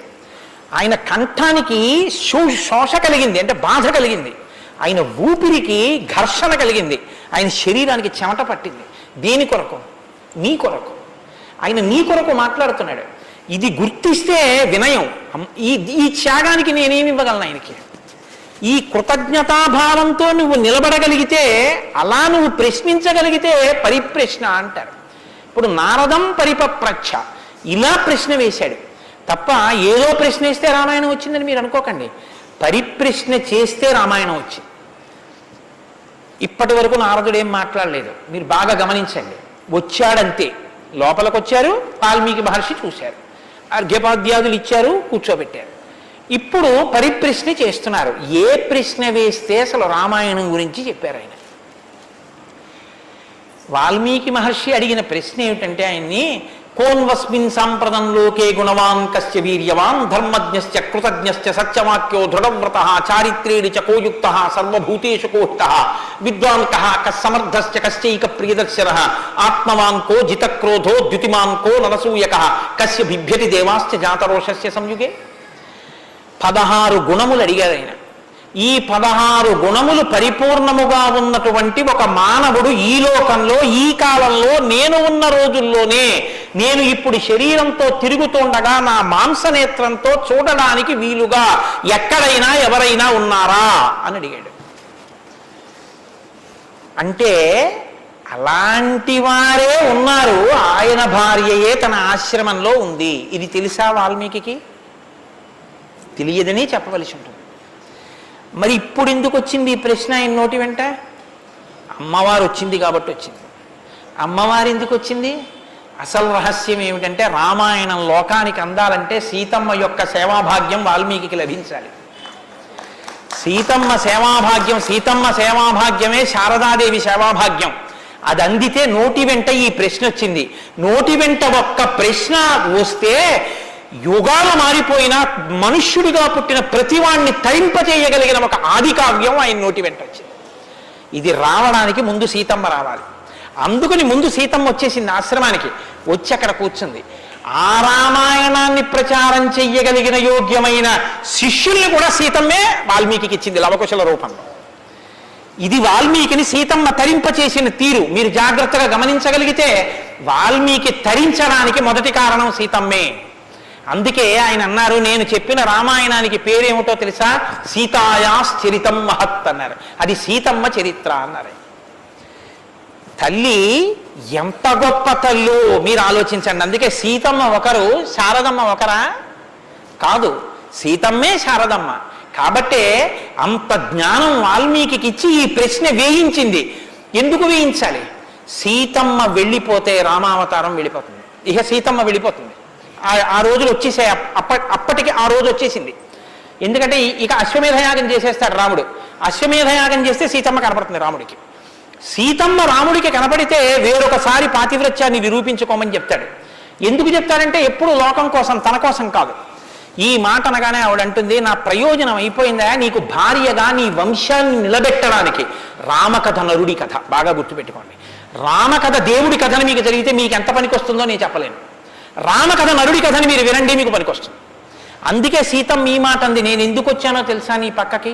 నీ వంశం తరించాలి, నీ వంశం తరించాలంటే నీకు పితృరుణం తీరాలి, పితృరుణం తీరాలంటే నీకు బిడ్డలు కనాలి, నీకు బిడ్డలు పుట్టాలి అంటే నా సహకారం ఉండాలి, నేను నా శరీరాన్ని త్యాగం చేస్తే నా కడుపులో ఉన్న బిడ్డలు కూడా పోతారు, పోతే నీకు పితృరుణం తీరదు, నువ్వు ఏకపత్ని వృతుడవు, ఇంకొక బిడ్డని ఇంకొక ఆడదాన్ని స్వీకరించావు, నీ వంశం ఆగిపోతుంది, నా కారణంగా నీ వంశం ఆగకూడదు, నీ వంశం కొనసాగడానికి నీకు బిడ్డల్ని ఇచ్చాను, నా ప్రయోజనం అయిపోయింది, నేను వెళ్ళిపోతున్నానని భూమిలోకి వెళ్ళిపోయింది ఆవిడ వెళ్ళిపోయిన తర్వాత ఇక రామావతారం లేదు, సరయూ నదిలో ప్రవేశించి రామావతారం కూడా పూర్తి అయిపోయింది. ఇప్పుడు రామావతారం పూర్తి అయిపోకముందే సీతమ్మ రామాయణం పలికించాలి, వాల్మీకితో పలికించాలంటే ఈ సన్నివేశాన్ని సృష్టించాలి, నారదుణ్ణి పిలిపించింది ఆవిడ. కాబట్టి వచ్చాడు మహానుభావుడు, వస్తే ఆయన ఈ ప్రశ్న అడిగాడు. ఇప్పుడు ఇంత ఆర్తితో ఈ ప్రశ్న అనుకోకుండా నోటి వెంట వస్తే తప్ప రామాయణ కథ ప్రారంభం కాదు. అందుకని అడిగాడు, కోన్వస్మిన్ సాంప్రతంలోకే గుణవాన్ కస్య వీర్యవాన్. ఈ కాలంలో నారద మహర్షి ఇప్పుడు నేను చూడడానికి వీలుగా నేను అడిగిన మహానుభావుడు ఎవరైనా ఉన్నాడా? ఎవరు? 16 గుణములు ఉన్నవాడై ఉండాలి. గుణమన్న మాటకు అర్థం ఏమిటి? తాను గురుముఖత నేర్చుకున్నటువంటి విద్య ఏ కాలమునందు ప్రవర్తనలో ఎలా ప్రకాశించాలో అలా ప్రకాశిస్తే అది గుణముగా కనపడుతుంది. మా గురువుగారు నన్ను, నాయనా ఒరే కోటేశ్వరరావు, గోవులకు సేవ చెయ్యరా అని చెప్పారనుకోండి. నేను అలా గుళ్ళోకి వెళ్ళిపోతున్నాను, ఓ అరడజన అరటిపళ్ళు పట్టుకుని దేవాలయంలోకి వెడుతున్నాను. ఒక ఆవు నా వంక చూసి ఇలా ఇలా ఇలా ఇలా నోరు చాపింది. నేను ఆ ఆవుని దవడ మీద ఒక్క దెబ్బ కొట్టి గుళ్ళోకి వెళ్ళాను. మా గురువుగారు సంతోషించచ్చా? మా గురువుగారు చెప్పారు, రే పరాశక్తికి ఆవుకి తేడా లేదురా అని చెప్పారు. ఇప్పుడు నేనేం చెప్పాలి? నేను లోపలికి వెళ్ళి అర్చకుడికి ఇస్తే నివేదన చేస్తాడు, ఇక్కడ నా తల్లి ఎదురొచ్చి నా దగ్గర ప్రత్యక్షంగా తింటానని అడుగుతోంది. అమ్మ ఏమి భాగ్యం, అక్కడ ఇంకా తొక్క తీసి పెట్టాలి, ఇక్కడ తొక్కతో తినడానికి సిద్ధంగా ఉన్నావు, నా చేత్తో పెట్టుకుంటాను, 2 చెప్పులు ఇప్పి గభాలో 2 అరటిపళ్ళు నేను పెట్టాలి. పెడితే నేను గురువాక్యాన్ని అనుష్ఠానంలోకి తెచ్చుకున్నవాడిని. ఇప్పుడు గుణముగా ప్రకాశిస్తుంది. కోటేశ్వరరావు గారండే వాళ్ళ గురువు గారు చెప్పింది గుర్తుపెట్టుకుని ఆవుకి 2 అరటిపళ్ళు పెట్టాడు, అదో గుణం. అంటే నేను నా గురించి చెప్పుకుంటున్నాను అనుకోకండి, నేనే అటువంటి పుణ్యకార్యాలు చేసిన వాడిని కాదు మహాప్రభు, ఏదో ఉదాహరణకి చెప్పానంతే, అదే స్వోత్కర్ష కోసం చెప్పిన వాడిని కాదు. కాబట్టి గుణము అంటే విన్నది, చదువుకున్నది, ప్రవర్తనయందు ఆ సందర్భంలో ప్రకటనమైతే ప్రకాశిస్తే గుణం అవుతుంది. అలా ఉన్నాయా ఎవరికైనా? అలా ఉన్నవాడు ఉన్నాడా? గురువుగారి దగ్గర నేర్చుకున్నవి అనుష్ఠానంలోకి వచ్చేటప్పటికి గురువు ఏం చెప్పారో అలా ప్రవర్తించిన వాడు ఉన్నాడా? మీరు ఇలా వినండి రామాయణాన్ని. ఇంక తర్వాత కోన్వస్మిన్ సంప్రదంలోకే ఎప్పుడో కాదు వామనమూర్తి ఉన్నారు, నరసింహావతారం ఉందని చెప్పకు, ఇప్పుడున్నాడా? ఇది వాల్మీకి ప్రశ్న. కోన్వస్మిన్ సంప్రదంవాన్ కస్య వీర్యవాన్. వీర్యవాన్ అంటే వీర్యవంతుడు ఉన్నాడా? వీర్యవంతుడంటే ఎటువంటి యుద్ధం వచ్చినా చెక్కు చెదరకుండా తానుగా నిలబడి తనలో ఏ మార్పు లేకుండా బయట మార్పు తేగలిగినవాడు, ఎంతమందినైనా పడగొట్టగలిగినవాడు, అటువంటి వాడు ఉన్నాడా? ఉంటే వీర్యవాన్. కోన్వస్మిన్ సంప్రదంలోకే గుణవాన్ కస్య వీర్యవాన్ ధర్మజ్ఞశ్చ. ధర్మం తెలుసుకున్నవాడు ఉన్నాడా? ధర్మం తెలియడం అంటే మీరు బాగా గుర్తుపెట్టుకోండి, ధర్మం తెలియడం అంటే ఏమిటో తెలుసా అండి? అధర్మం కూడా తెలియడం.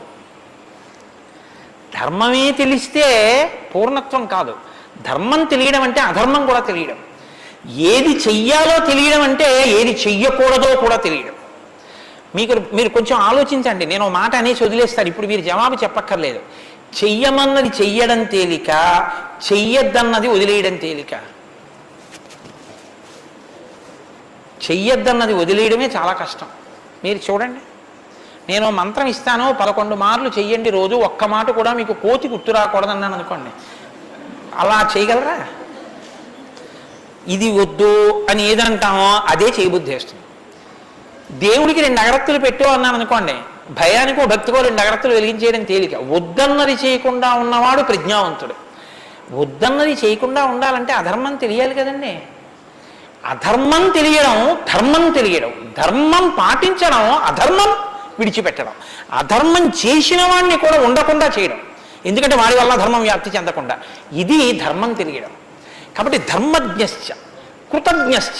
కృతజ్ఞశ్చ అంటే ఎవరో తనకు ఒక ఉపకారం చేశాడు, వాడు అదృష్టం అండి నన్ను సేవించుకున్నాడు అండం కాదు, ఎంత మహానుభావుడండి, నిజంగా నాకు ఎంత ఉపకారం చేశారండి, ఎంత ఉపకారం చేశారండి అని తలుచుకు తలుచుకు తలుచుకు తలుచుకు పొంగిపోగలిగినటువంటి మనసు ఉండడం. అసలు మనుష్య జన్మకు ఉండవలసిన ప్రధాన లక్షణం అదేనండి. కృతఘ్నో నాస్తి నిష్కృతి, కృతజ్ఞత లేని వాడికి నిష్కృతి లేదు.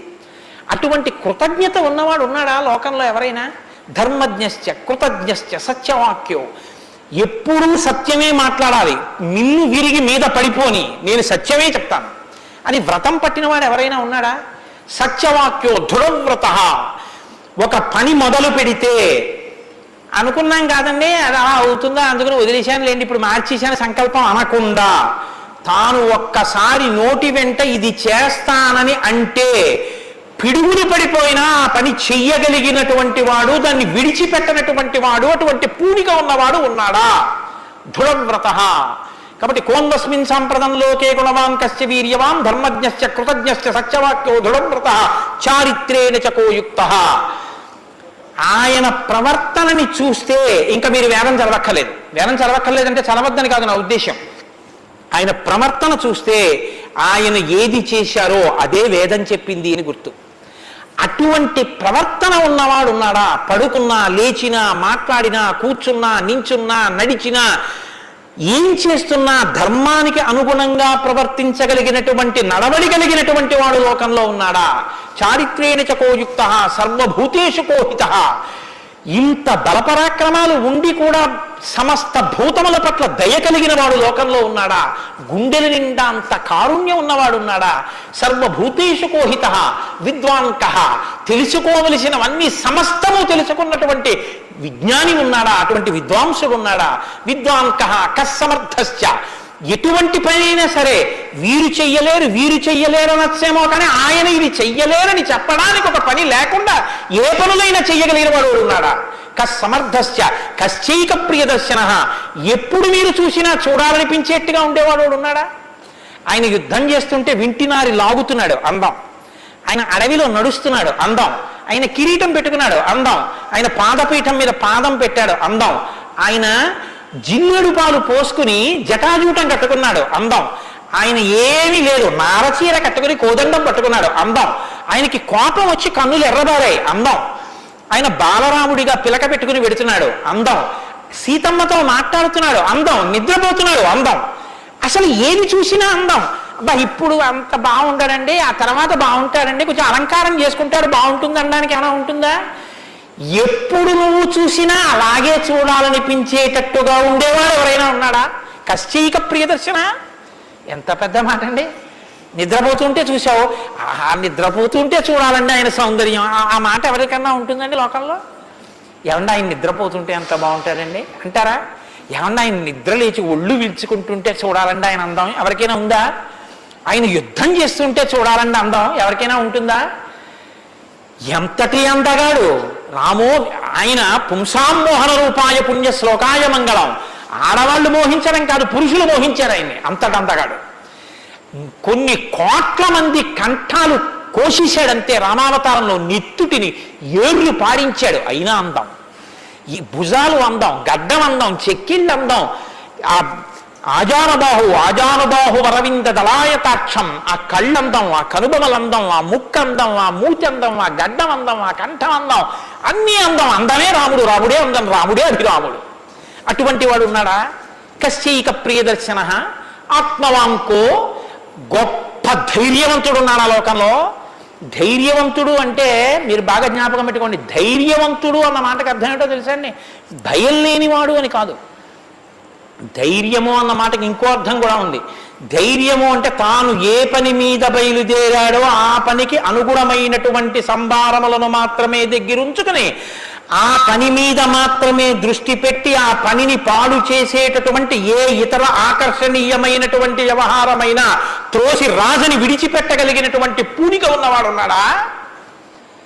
నేను ఏకపత్ని వ్రతం చేస్తానన్నాడు, భార్యని రావణాసురుడు ఎత్తుకుపోయాడు, చాలా మంది వచ్చి మీద పడ్డారు. మా నాన్నగారు దక్షిణ నాయకుడు, మా వంశంలో చాలా మంది దక్షిణ నాయకులు, మా ఆవిడ దగ్గర లేదు కదండి అని ఏమైనా పొరపాటు పడ్డాడా?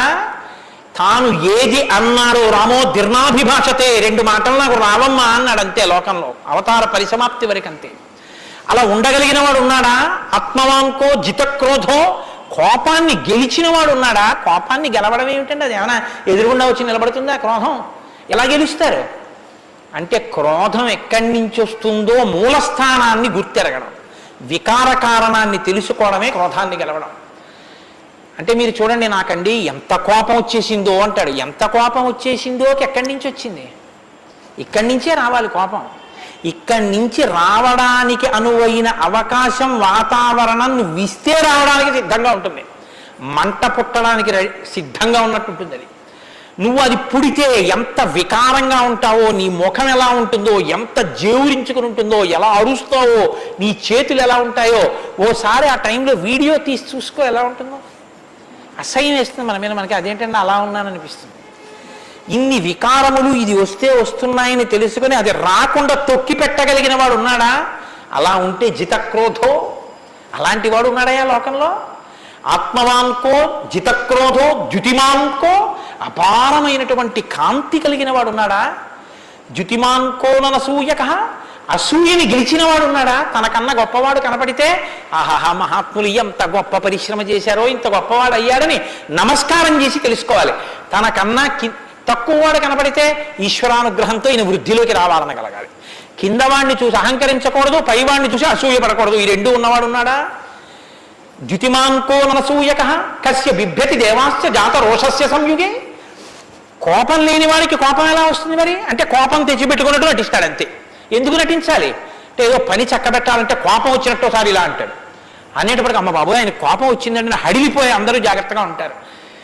ఎవరికి కోపం వచ్చిందని అనిపిస్తే 33 కోట్ల మంది దేవతలు కూడా ఉనికిపోతారో, అలా కోపాన్ని తెచ్చిపెట్టుకునేవాడే తప్ప అసలు కోపం రావడం అన్నది లేనివాడు ఒకరిలో ఉన్నాడా? అలాంటి వాడు ఎవడైనా ఉంటే ఎప్పుడో ఉన్నాడని చెప్పద్దు, ఇప్పుడు ఉన్నాడా? నేను చూడ్డానికి వీలుగా ఉన్నాడా? ఈ కాలంలో ఉన్నాడా? ఉంటే అటువంటి వాడి గురించి నాకు చెప్పు, నాకు వినాలని ఉందన్నాడు. ఇప్పుడు వస్తోంది రామాయణం. ఇప్పుడు చెప్పాలి నారదుడు ఎవరో తెలుసా? ఆయన రాముడే.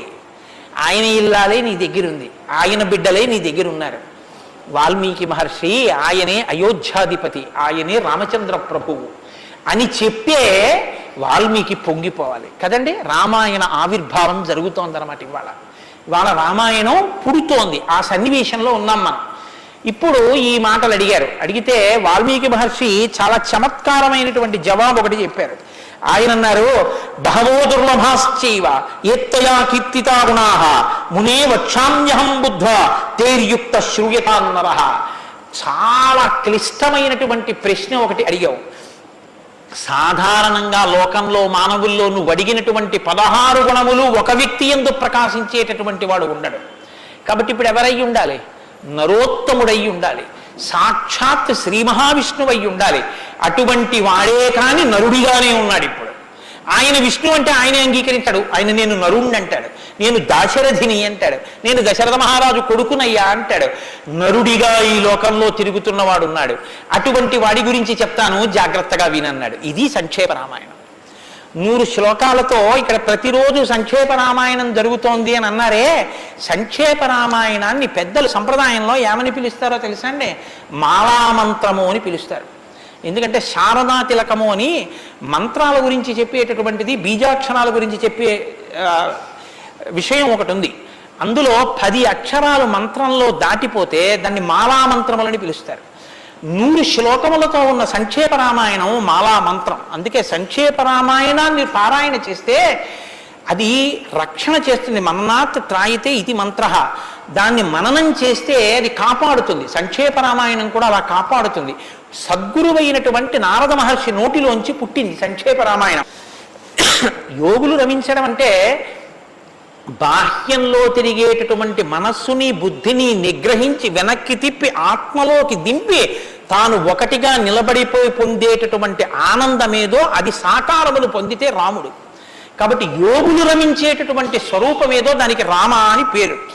కాబట్టి రామో నామ జనైశ్రుత నియతాత్మా మహావీర్యో ద్యుతిమాన్ ధృతిమాన్ వసి. నువ్వు చెప్పినటువంటి గుణములన్నీ ఉన్నవాడు, దానితో పాటుగా వసి ఇంద్రియములను నిగ్రహించినటువంటి వాడు. ఇంద్రియాలని నిగ్రహించడం అన్న మాట మీరు రామాయణంలో చాలా జాగ్రత్తగా గమనించి తెలుసుకోవలసింది. ఇంద్రియాలని నిగ్రహించడం అంటే ఏమిటో తెలుసా అండి? మనసు దేన్ని చూస్తే, దేన్ని వింటే కదిలిపోతుందో, ప్రశాంతంగా ఉన్నది అలజడిని పొందుతుందో దాన్ని చూడకుండా, దాన్ని వినకుండా బలవంతంగా నిగ్రహించడం ఎటువంటిదో తెలుసా అండి? ఒక త్రాచుపాము అలా వెళ్ళిపోతోంది. గభాల్ని ఇలా చూశాడు, అయ్య బాబాయ్ త్రాచుపాము పెద్ద గెంతు గెంతాడు. అది అకస్మాత్తుగా ఏమైందంటే ఆ గెంతడంలో త్రాచుపాము యొక్క పడగ మీద 2 కాళ్ళు వేసి తొక్కాడు. ఇప్పుడు త్రాచుపాము తల పైకి ఎత్తలేకపోతోంది. ఇప్పుడు తను త్రాచుపాము నా కాళ్ళ కింద ఉంది, నన్ను ఏం చేస్తుంది అని ఉండగలడని మీరు అనుకుంటున్నారా? అతను గడగడగడగడగడ వణికిపోతూ చెమట్లు పట్టేస్తున్నాయి.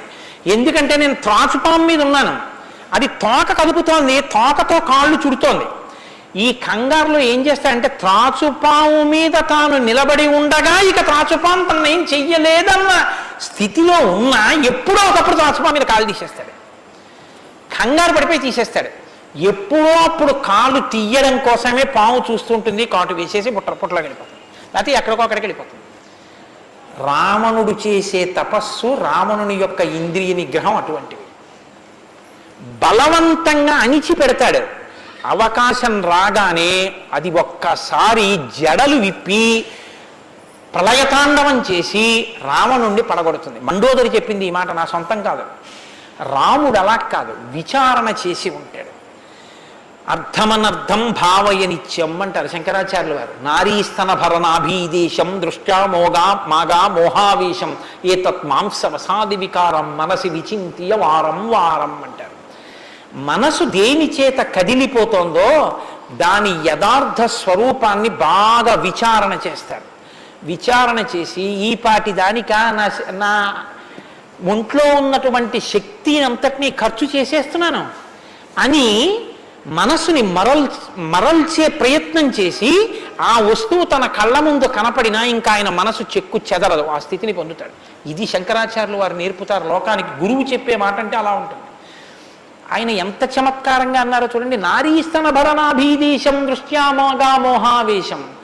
ఎందుకంత వెర్రెక్కిపోతున్నావు? యవ్వనం ఒంట్లో ఉండి ఓపికన్న కాలంలో నీ శరీరం కన్నా స్త్రీ శరీరంలో 2 వికారాలు ఉన్నాయి. శరీరపు ఊర్ధ్వభాగంలో 2 చోట్ల మాంసపు ముద్దలు పైకి పొటమరించాయి. శరీర అధోభాగంలో మాంసము కొంత లోపలికి వెళ్ళి ఉంది. ఈ 2 వికారాల కోసం నీ శరీరంలో ఉన్న సమస్త శక్తిని నశింపచేసుకున్నావు. ఇదా నీకు నరజన్మ ప్రయోజనం?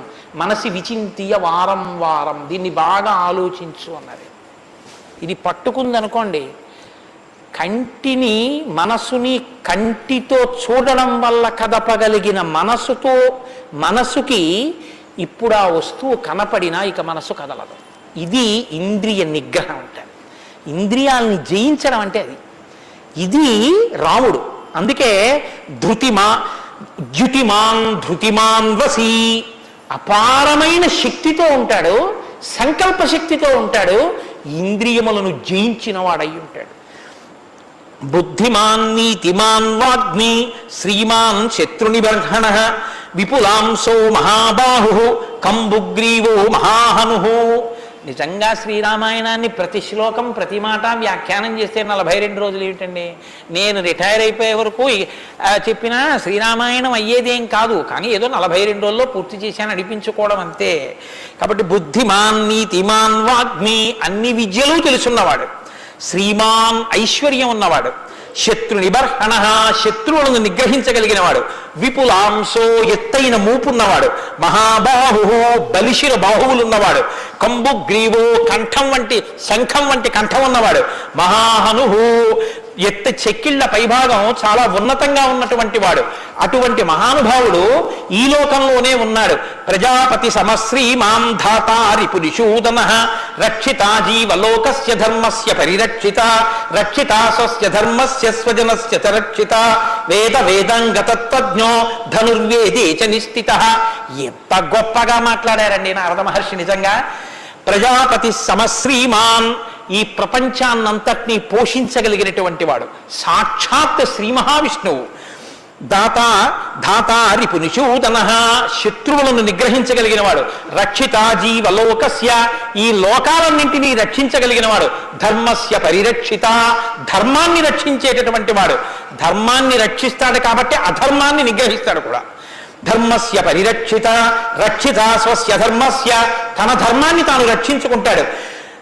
రక్షితాసస్య ధర్మస్య స్వజనస్య చ రక్షిత. అందరినీ రక్షిస్తే మరి స్వజనులు ఎవరు అంటే ఆయననే నమ్ముకుని ఉన్న వాళ్ళెవరో ఆ వారి రక్షణ యందు మరింత అప్రమత్తంగా ఉండేటటువంటి స్వరూపం ఉన్నటువంటి వాడు. అటువంటి వాడు సచ సర్వగుణోపేత కౌసల్యానందవర్ధన సముద్రైవ గాంభీర్యే ధైర్యేణ హిమవానివా. ఇందులోంచేనండి వాల్మీకి మహర్షి చెప్పిన శ్లోకాల్లోంచే తర్వాత ఉపమానాలన్నీ వచ్చాయి. ఇప్పటికీ మనం చూడండి ఆయన మేరునగ ధీరుడండి అంటాం. ఆయన్ని పోల్చి చెప్పేటప్పుడు హిమవత్ పర్వతము వంటి వాడు సముద్రము వంటి గాంభీర్యం ఉన్నవాడు అని చెప్పారు నారద మహర్షి. సముద్రం చూడండి ఎంత గంభీరంగా ఉంటుందో. సముద్రం కడుపులో ముత్యాలు రత్నాలు వజ్రాలు ఇన్ని ఉంటాయి. ఇన్ని ఉన్నా కప్పి ఉంచుతుంది. సముద్రంలో బడబాగ్ని ఉంటుంది కానీ తాను మాత్రం చల్లగా ఉంటుంది. సముద్రం ఒడ్డుకొస్తుంది, వచ్చి మీ కాళ్ళు తాను కడుగుతుంది. చేతకానిది ఎదురొచ్చి మీ కాళ్ళు కడిగిందని మీరు ధూర్తతనంతో లోపలికెడితే మిమ్మల్ని తనలో కలుపుకుంటుంది. ఎదురొచ్చి మీ దగ్గరికి వస్తోంది కదా అని మీ కాలి చెప్పు తీసి అందులో వేస్తే తీసుకొచ్చి అవతల బారేస్తుంది ఒడ్డున. ఇది సముద్రం యొక్క గాంభీర్యం. తాను ఉప్పు కయ్యగా ఉంటుంది, పర్వదిన స్నానానికి పనికొస్తుంది. ఇన్నిటిని కప్పిపుచ్చి నిలబడగలిగినటువంటి స్వరూపం సముద్రం.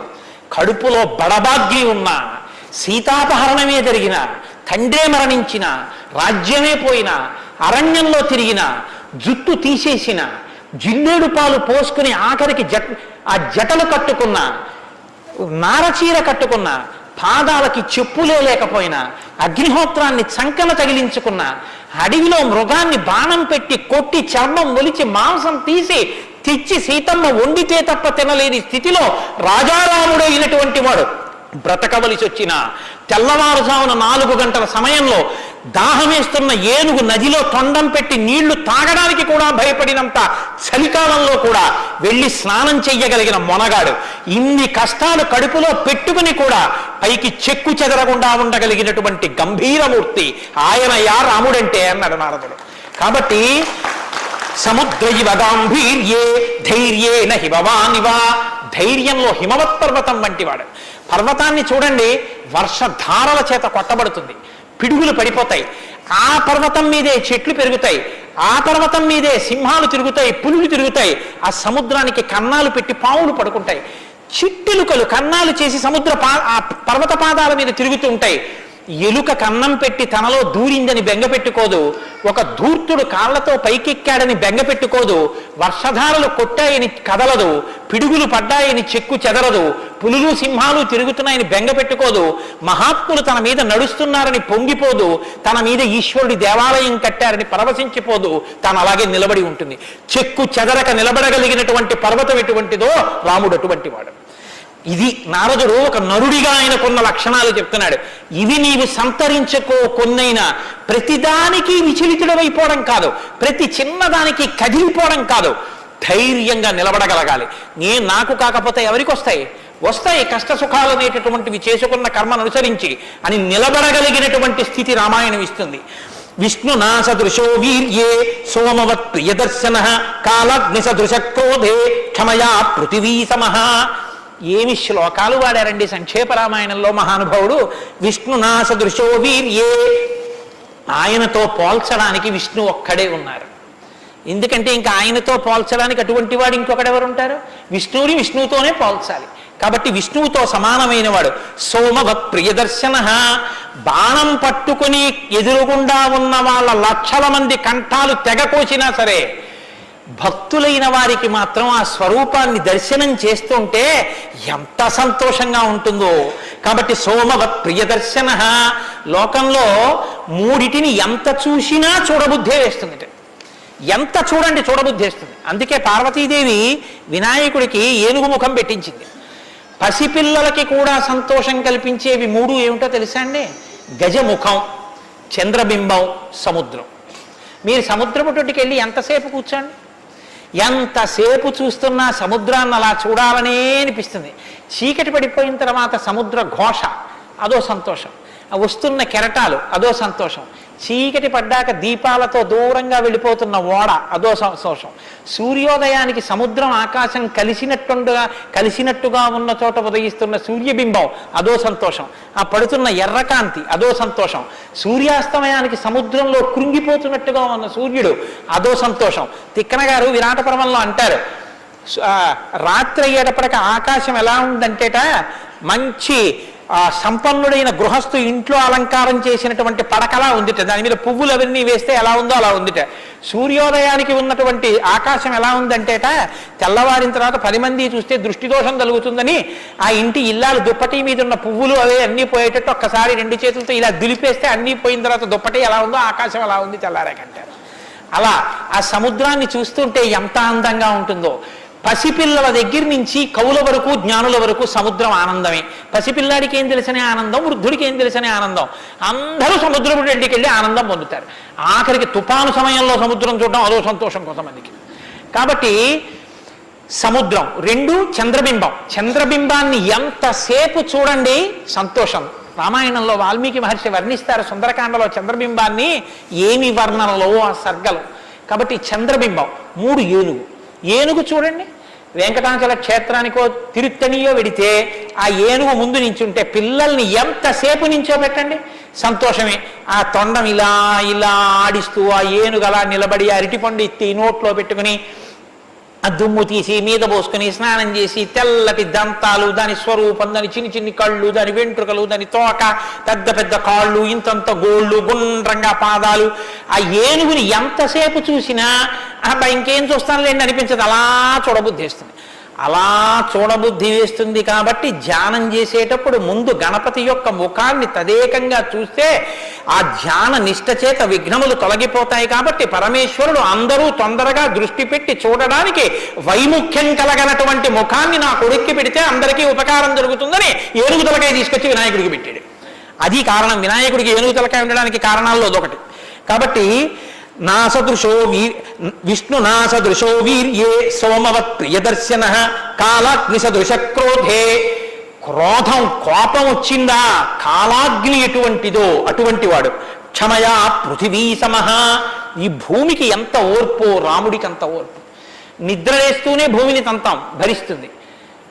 మలమూత్రాలు భూమి మీద విసర్జిస్తాం, భరిస్తుంది. ఉమ్మి భూమి మీద వేస్తాం, ఊరుకుంటుంది. పోనీ ఏదో పొరపాటున వచ్చింది వేరు.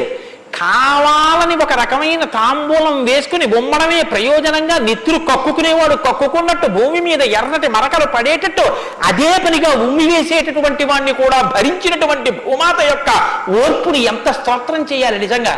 కాబట్టి అన్నం కావాలి, నాగలి పెట్టి అమ్మ గుండెల మీద చీరుతాం.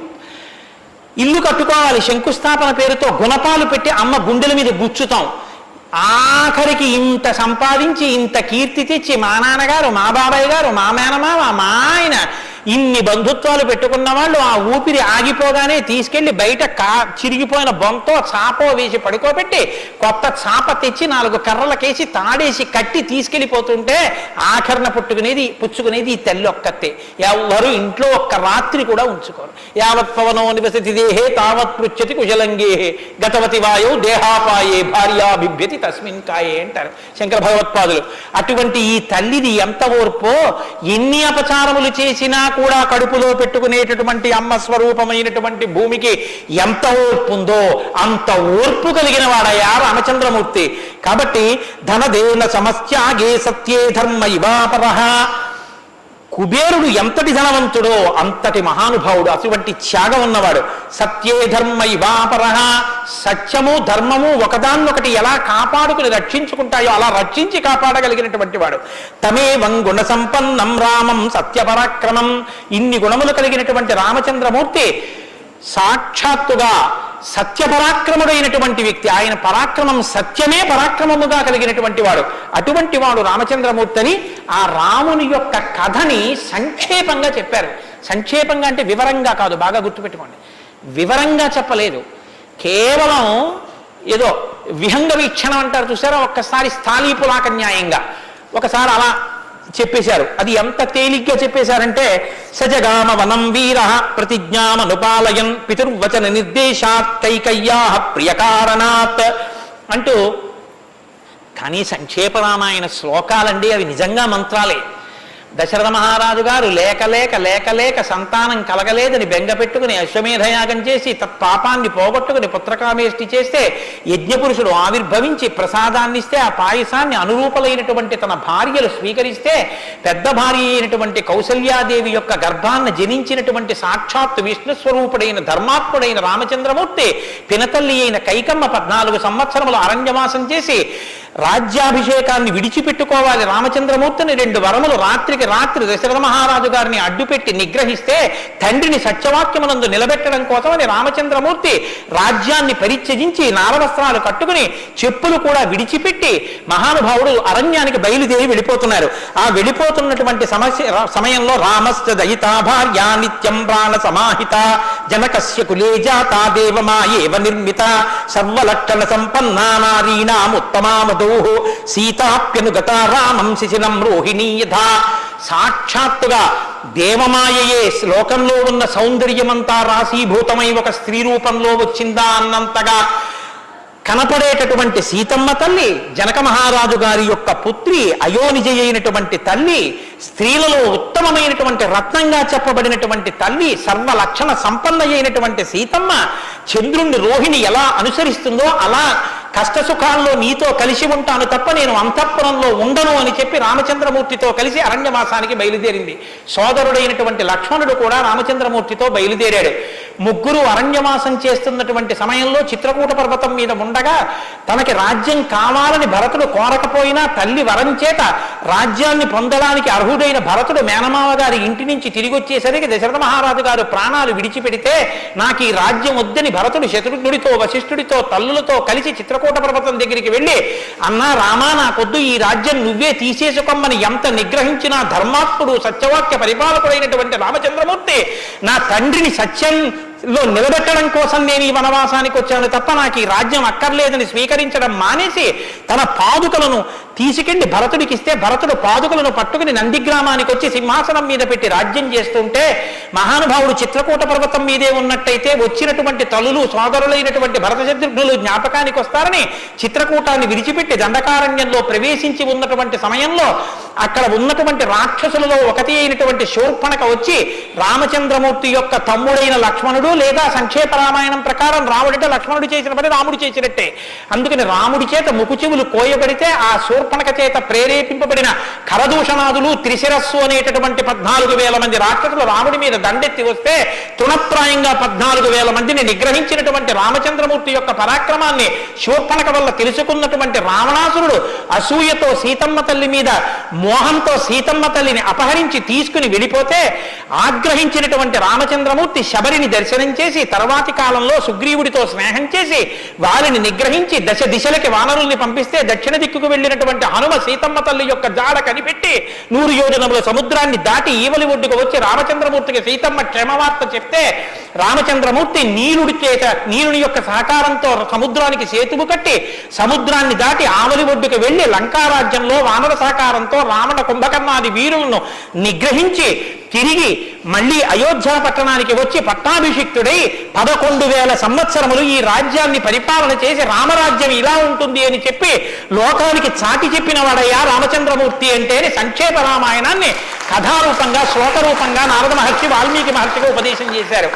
ఉపదేశం చేస్తే సంతోషించారు. ఆ రామరాజ్యం యొక్క గొప్పతనాన్ని 4 శ్లోకాలు వినకపోతే మనం దోషం చేసిన వాళ్ళం అవుతాం.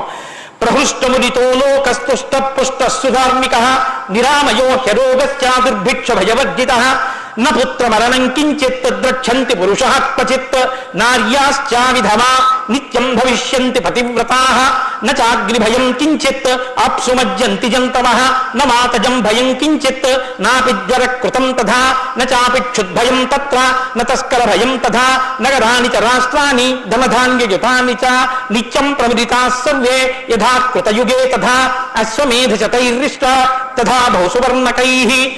రామచంద్రమూర్తి రాజ్యం చేసేటటువంటి కాలంలో కొడుకులు మరణిస్తే పెద్దవాళ్ళైనటువంటి వాళ్ళు పిల్లలకి ప్రేతకార్యం అన్నది లేదు. స్త్రీలు విధవలై భర్త మరణిస్తే జీవించవలసినటువంటి దౌర్భాగ్యం లేదు. అందరూ పసుపు కుంకాలతో భర్త చేతుల మీద వెళ్ళిపోయేవారు. ఎక్కడ అగ్నిభయం ఉండేది కాదు, జంతువులు నీళ్లలో మునిగి మరణించడం అనేటటువంటిది ఉండేది కాదు, వాత భయం కానీ, అనారోగ్యాలు కానీ, జ్వరాలు ఏర్పడడం కానీ, భయంకరమైన వ్యాధులు పటమరించడం కానీ, దొంగతనం కానీ, క్షుద్బాధ కానీ, ఆకలితో అలమటించడం కానీ, అశాంతి కానీ లోకంలో ఎక్కడా లేవు. అశ్వమేధాది యాగములను చేసి ఎంతో మంది బ్రాహ్మణులకి బంగారాన్ని దానం చేశాడు. గవాం కోట్యయుతం దత్వా బ్రహ్మలోకం ప్రయాస్యతి అసంఖ్యేయం ధనం దత్వా బ్రాహ్మణేభ్యో మహాయశాః. కొన్ని కోట్ల గోవులు దానం చేశాడు, కొన్ని కోట్ల బంగారు నాణెములు దానం చేశాడు. దశవర్ష సహస్రాణి దశవర్ష శతాని చ రామో రాజ్యముపాసిత్వా బ్రహ్మలోకం గమిష్యతి. రామో రాజ్యముపాసిత్వ, రాజ్యాన్ని ఉపాసన చేశాడు మహానుభావుడు. అంత గొప్ప పరిపాలన చేసి 11,000 సంవత్సరముల పరిపాలన తర్వాత బ్రహ్మలోకాన్ని చేరుకున్నాడు. ఇదం పవిత్రం పాపఘ్నం పుణ్యం వేదైశ్చ సంహితం. ఈ రామాయణ కథ ఉన్నదే, ఈ రామాయణ కథ పాపములన్నిటినీ పోగొడుతుంది. ఇది వేదములతో సమానమైనది. యప్పటే రామచరితం సర్వపాపై ప్రముచ్యతే. ఎవరు ఈ రామ కథని వింటున్నారో వాళ్ళకి సర్వ పాపములు తొలగిపోతాయి. సత్యం సత్యం పునఃసత్యం, ఇందులో అనుమానం ఏమీ లేదు. ఏతదాఖ్యానమాజిత్యం పఠన్ రామాయణం నరః. ఎవరు ఈ రామాయణాన్ని చదువుకుంటున్నారో వింటున్నారో వాళ్ళకి ఆయుష్యం నిలబడుతుంది, అపమృత్యు దోషం తొలగిపోతుంది.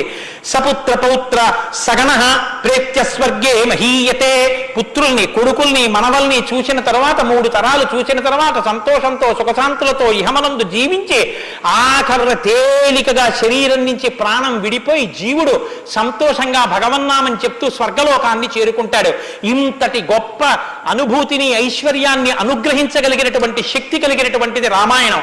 కాబట్టి ఎల్లరూ ఈ రామాయణాన్ని చదువుకోవాలి, వినాలి, ధరించాలి అని నారద మహర్షి వాల్మీకి మహర్షికి చెప్తే తదేక ధ్యానంతో ఆ మాలామంత్రంగా వినపడిన సంక్షేప రామాయణాన్ని విని పొంగిపోయిన హృదయంతో తన్మయత్వంతో ఉన్నటువంటి వాల్మీకి మహర్షి యొక్క స్థితి దగ్గర ఇవాల్టి ఉపన్యాసాన్ని పూర్తి చేస్తున్నారు.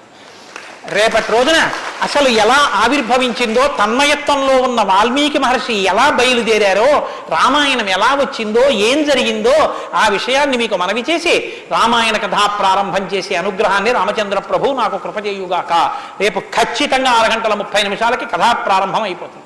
లేకపోతే 7 రోజుల్లో బాలకాండ పూర్తి కాదు. కాబట్టి మంగళాశాసనపరై మదాచార్య పురోగమై సర్వైశ్చ పూర్వైరాచార్యై సత్కృతాయాస్తు మంగళం. మంగళం కోసలేంద్రాయ మహనీయ గుణాత్మనే చక్రవర్తి తనూజాయ సర్వభౌమాయ మంగళం. ఉమాకాంతాయ కాంతాయ కామితార్థప్రదాయినే శ్రీగిరీశాయ దేవాయ మలినాథాయ మంగళం. కరచరణకృతం వా కర్మవాక్కాయజం వా శ్రవణనైనజం వా మానసం వాపరాధం విహితం వా సర్వమేత్తక్షమస్వా శివ శివ కరుణాబ్ధే శ్రీ మహాదేవ శంభో. సర్వం శ్రీ ఉమామహేశ్వర పరబ్రహ్మార్పణమస్తు. స్వస్తి. శ్రీరామాయణం వినడం ఒక మహద్భాగ్యం. నన్ను నమ్మండి, నేను చెప్తున్నానని నేను చెప్పట్లేదు. జీవితంలో రామాయణం వినడం అనేటటువంటిది కొన్ని కోట్ల కోట్ల కోట్ల జన్మల తర్వాత లభించేటటువంటి అదృష్టం. అందున సంపూర్ణ రామాయణం బాలకాండ నుంచి పట్టాభిషేకం వరకు ఏకబిగిన మండల కాలం రామాయణం వినడం అనేటటువంటిది సంభవం అయ్యేటటువంటి విషయం కాదు. అది కేవలం పూర్వపుణ్యం, రామానుగ్రహం ఉంటేనే సాధ్యమయ్యేటటువంటి విషయం. అటువంటి రామ కథ విన్న తరువాత మనం కేవలం లేచి వెళ్ళిపోవడం వల్ల ప్రయోజనం కన్నా రామనామాన్ని చెప్పి వెడితే చాలా బాగుంటుంది. రామనామం కేవలం రామ అనడం కన్నా పెద్దలు మనకు ఒక మార్గాన్ని ఇచ్చారు. రామ రామ రామ అని 3 మాటలంటే ఆ రోజున వాళ్ళు విష్ణు సహస్రం చెప్పిన ఫలితం. అది ఇంట్లో అంటేనే అంత ఫలితం ఇస్తే ఒక దేవాలయ ప్రాంగణంలో, అది జగద్గురు పీఠ ప్రాంగణంలో ఎంత శక్తివంతం ఆలోచించండి. అందుకే రామ రామ రామ 1000 ఎలా అవుతుందని మీకు అనుమానం ఉండొచ్చు. అక్షరాలని అంకెల్లోకి మార్చే సంప్రదాయం ఉంది. 2 మా 5. రామ రామ రామ అంటే 2 5 2 × 5 × 2 × 5 × 2 × 5 2 5 10 10 2 20 20 100 100 2 200 205 1000 సహస్రనామ తత్తుల్యం రామనామ వరాననే. కాబట్టి శ్రీరామ రామ రామ అంటే విష్ణు సహస్రం చెప్పి వెళ్ళిపోయినట్టు. కాబట్టి నేను మకుటం అంటూ ఉంటాను. మకుటం మీరందరూ కానీ నేను దానికి వివరణం ఒకటి అంటూ ఉంటాను. మీరు మీ అందరూ కూడా చక్కగాను రామనామము రామనామము రమ్యమైనది రామనామము అని మీరంటారు. ఉండండి, మీ త్వర చాలా గొప్పది. అలా అంటే రామనామము రామనామము రమ్యమైనది రామనామము అలా అన్నప్పుడు 3 మాటలు రామ రామ రామ అంటారు. మీరు ఎన్ని మాటలు అన్నారో అన్ని మాటలు విష్ణు సహస్రం చెప్పింది. పైగా మీరు ఒకటి గుర్తు పెట్టుకోండి, నేను పూర్తి విశ్వాసంతో చెప్తున్నాను. వ్యక్తిగత అనుభవాలు వేదికల మీద చెప్పడం నాకు ఇష్టం ఉండదు. శ్రీరామాయణం జరగడానికి అందరికన్నా ముందే స్వామి హనుమ వస్తారు. అందుకే రామాయణం చెప్పేటప్పుడు హనుమ కోసం ఒక ఆసనం వేస్తారు. ప్రచ్ఛన్న రూపంలో వచ్చి కూర్చుంటారు. అదిగో ఆ ఆసనం అదే. రామచంద్రమూర్తి పాదాల దగ్గర ఖాళీగా ఉంచిన ఆసనం ఎవరికంటే హనుమ కొరకు. దాని మీద వారు కూర్చుంటారు. అందుకే పుష్పాలంకారంతో శోభింపచేస్తారు. ఆయనకి ఆ పూలహారం వేశాను. రామనామం చెప్తుంటే ఆయన ఇలా చూస్తూ ఎవరా రామనామం చెప్తున్నారో పొంగిపోతారట. రాముడు హనుమ ప్రీతి పొందేస్తారు. ఎంత అసలు సీతమ్మ పరవశించిపోతుంది. నేను మీకు ఇప్పుడే చెప్పాను, వాక్కు ఉన్నది ఒక్క మనుష్య జన్మకి. అది మన భాగ్య విశేషం చెప్పగలగడం. రోజు అలాని మీతో నేనేం గంట సేపు చెప్పించను. ఒక్క 11 పర్యాయాలు అందులో నాకు ఏది అనిపించాలనిపిస్తే అవి అనిపిస్తూ ఉంటాను. నేను వివరణతో కూడిన మాట అంటాను, మీరు రామనామము రామనామము రమ్యమైనది రామనామము. నేను గొప్పకి చెప్పట్లేదు, మీతో మాట మనవి చేస్తా. నేను అయ్యప్ప స్వామి దేవాలయంలో సంపూర్ణ రామాయణ ప్రవచనం చేసిన రోజుల్లో ఇది అనిపించేవాళ్ళం. రామాయణం అయిపోయిన తర్వాత రామాయణం సీడీలు ప్రపంచవ్యాప్తంగా అన్ని దేశాలకి వెళ్ళాయి. అయితే అమెరికా నుంచి నాకు ఫోన్లు వచ్చాయి, గురుగారు ఒక్కసారి వినండి అని. వాళ్ళు ప్రతిరోజు రామాయణం వినేటప్పుడు ఖాళీ కుర్చీ వేసి టేప్ రికార్డర్ పెట్టి 6:25 అవుతుంటే కోటేశ్వరరావు ఉపన్యాసానికి వస్తున్నారని భావన చేసుకుని వాళ్ళు టేప్ రికార్డర్ ఆన్ చేసి ఉపన్యాసం వినేసి నేను చెప్తుంటే వాళ్ళు రామనామం చెప్తూ అమెరికాలో వాళ్ళందరూ కలిసి పట్టాభిషేకానికి ఊరేగింపుగా ఉపన్యాసంలో ఎలా చెప్పానో అలా వెళ్ళి పట్టాభిషేకం చేస్తూ వాళ్ళు ఫోన్లో నాకు వినిపించారు.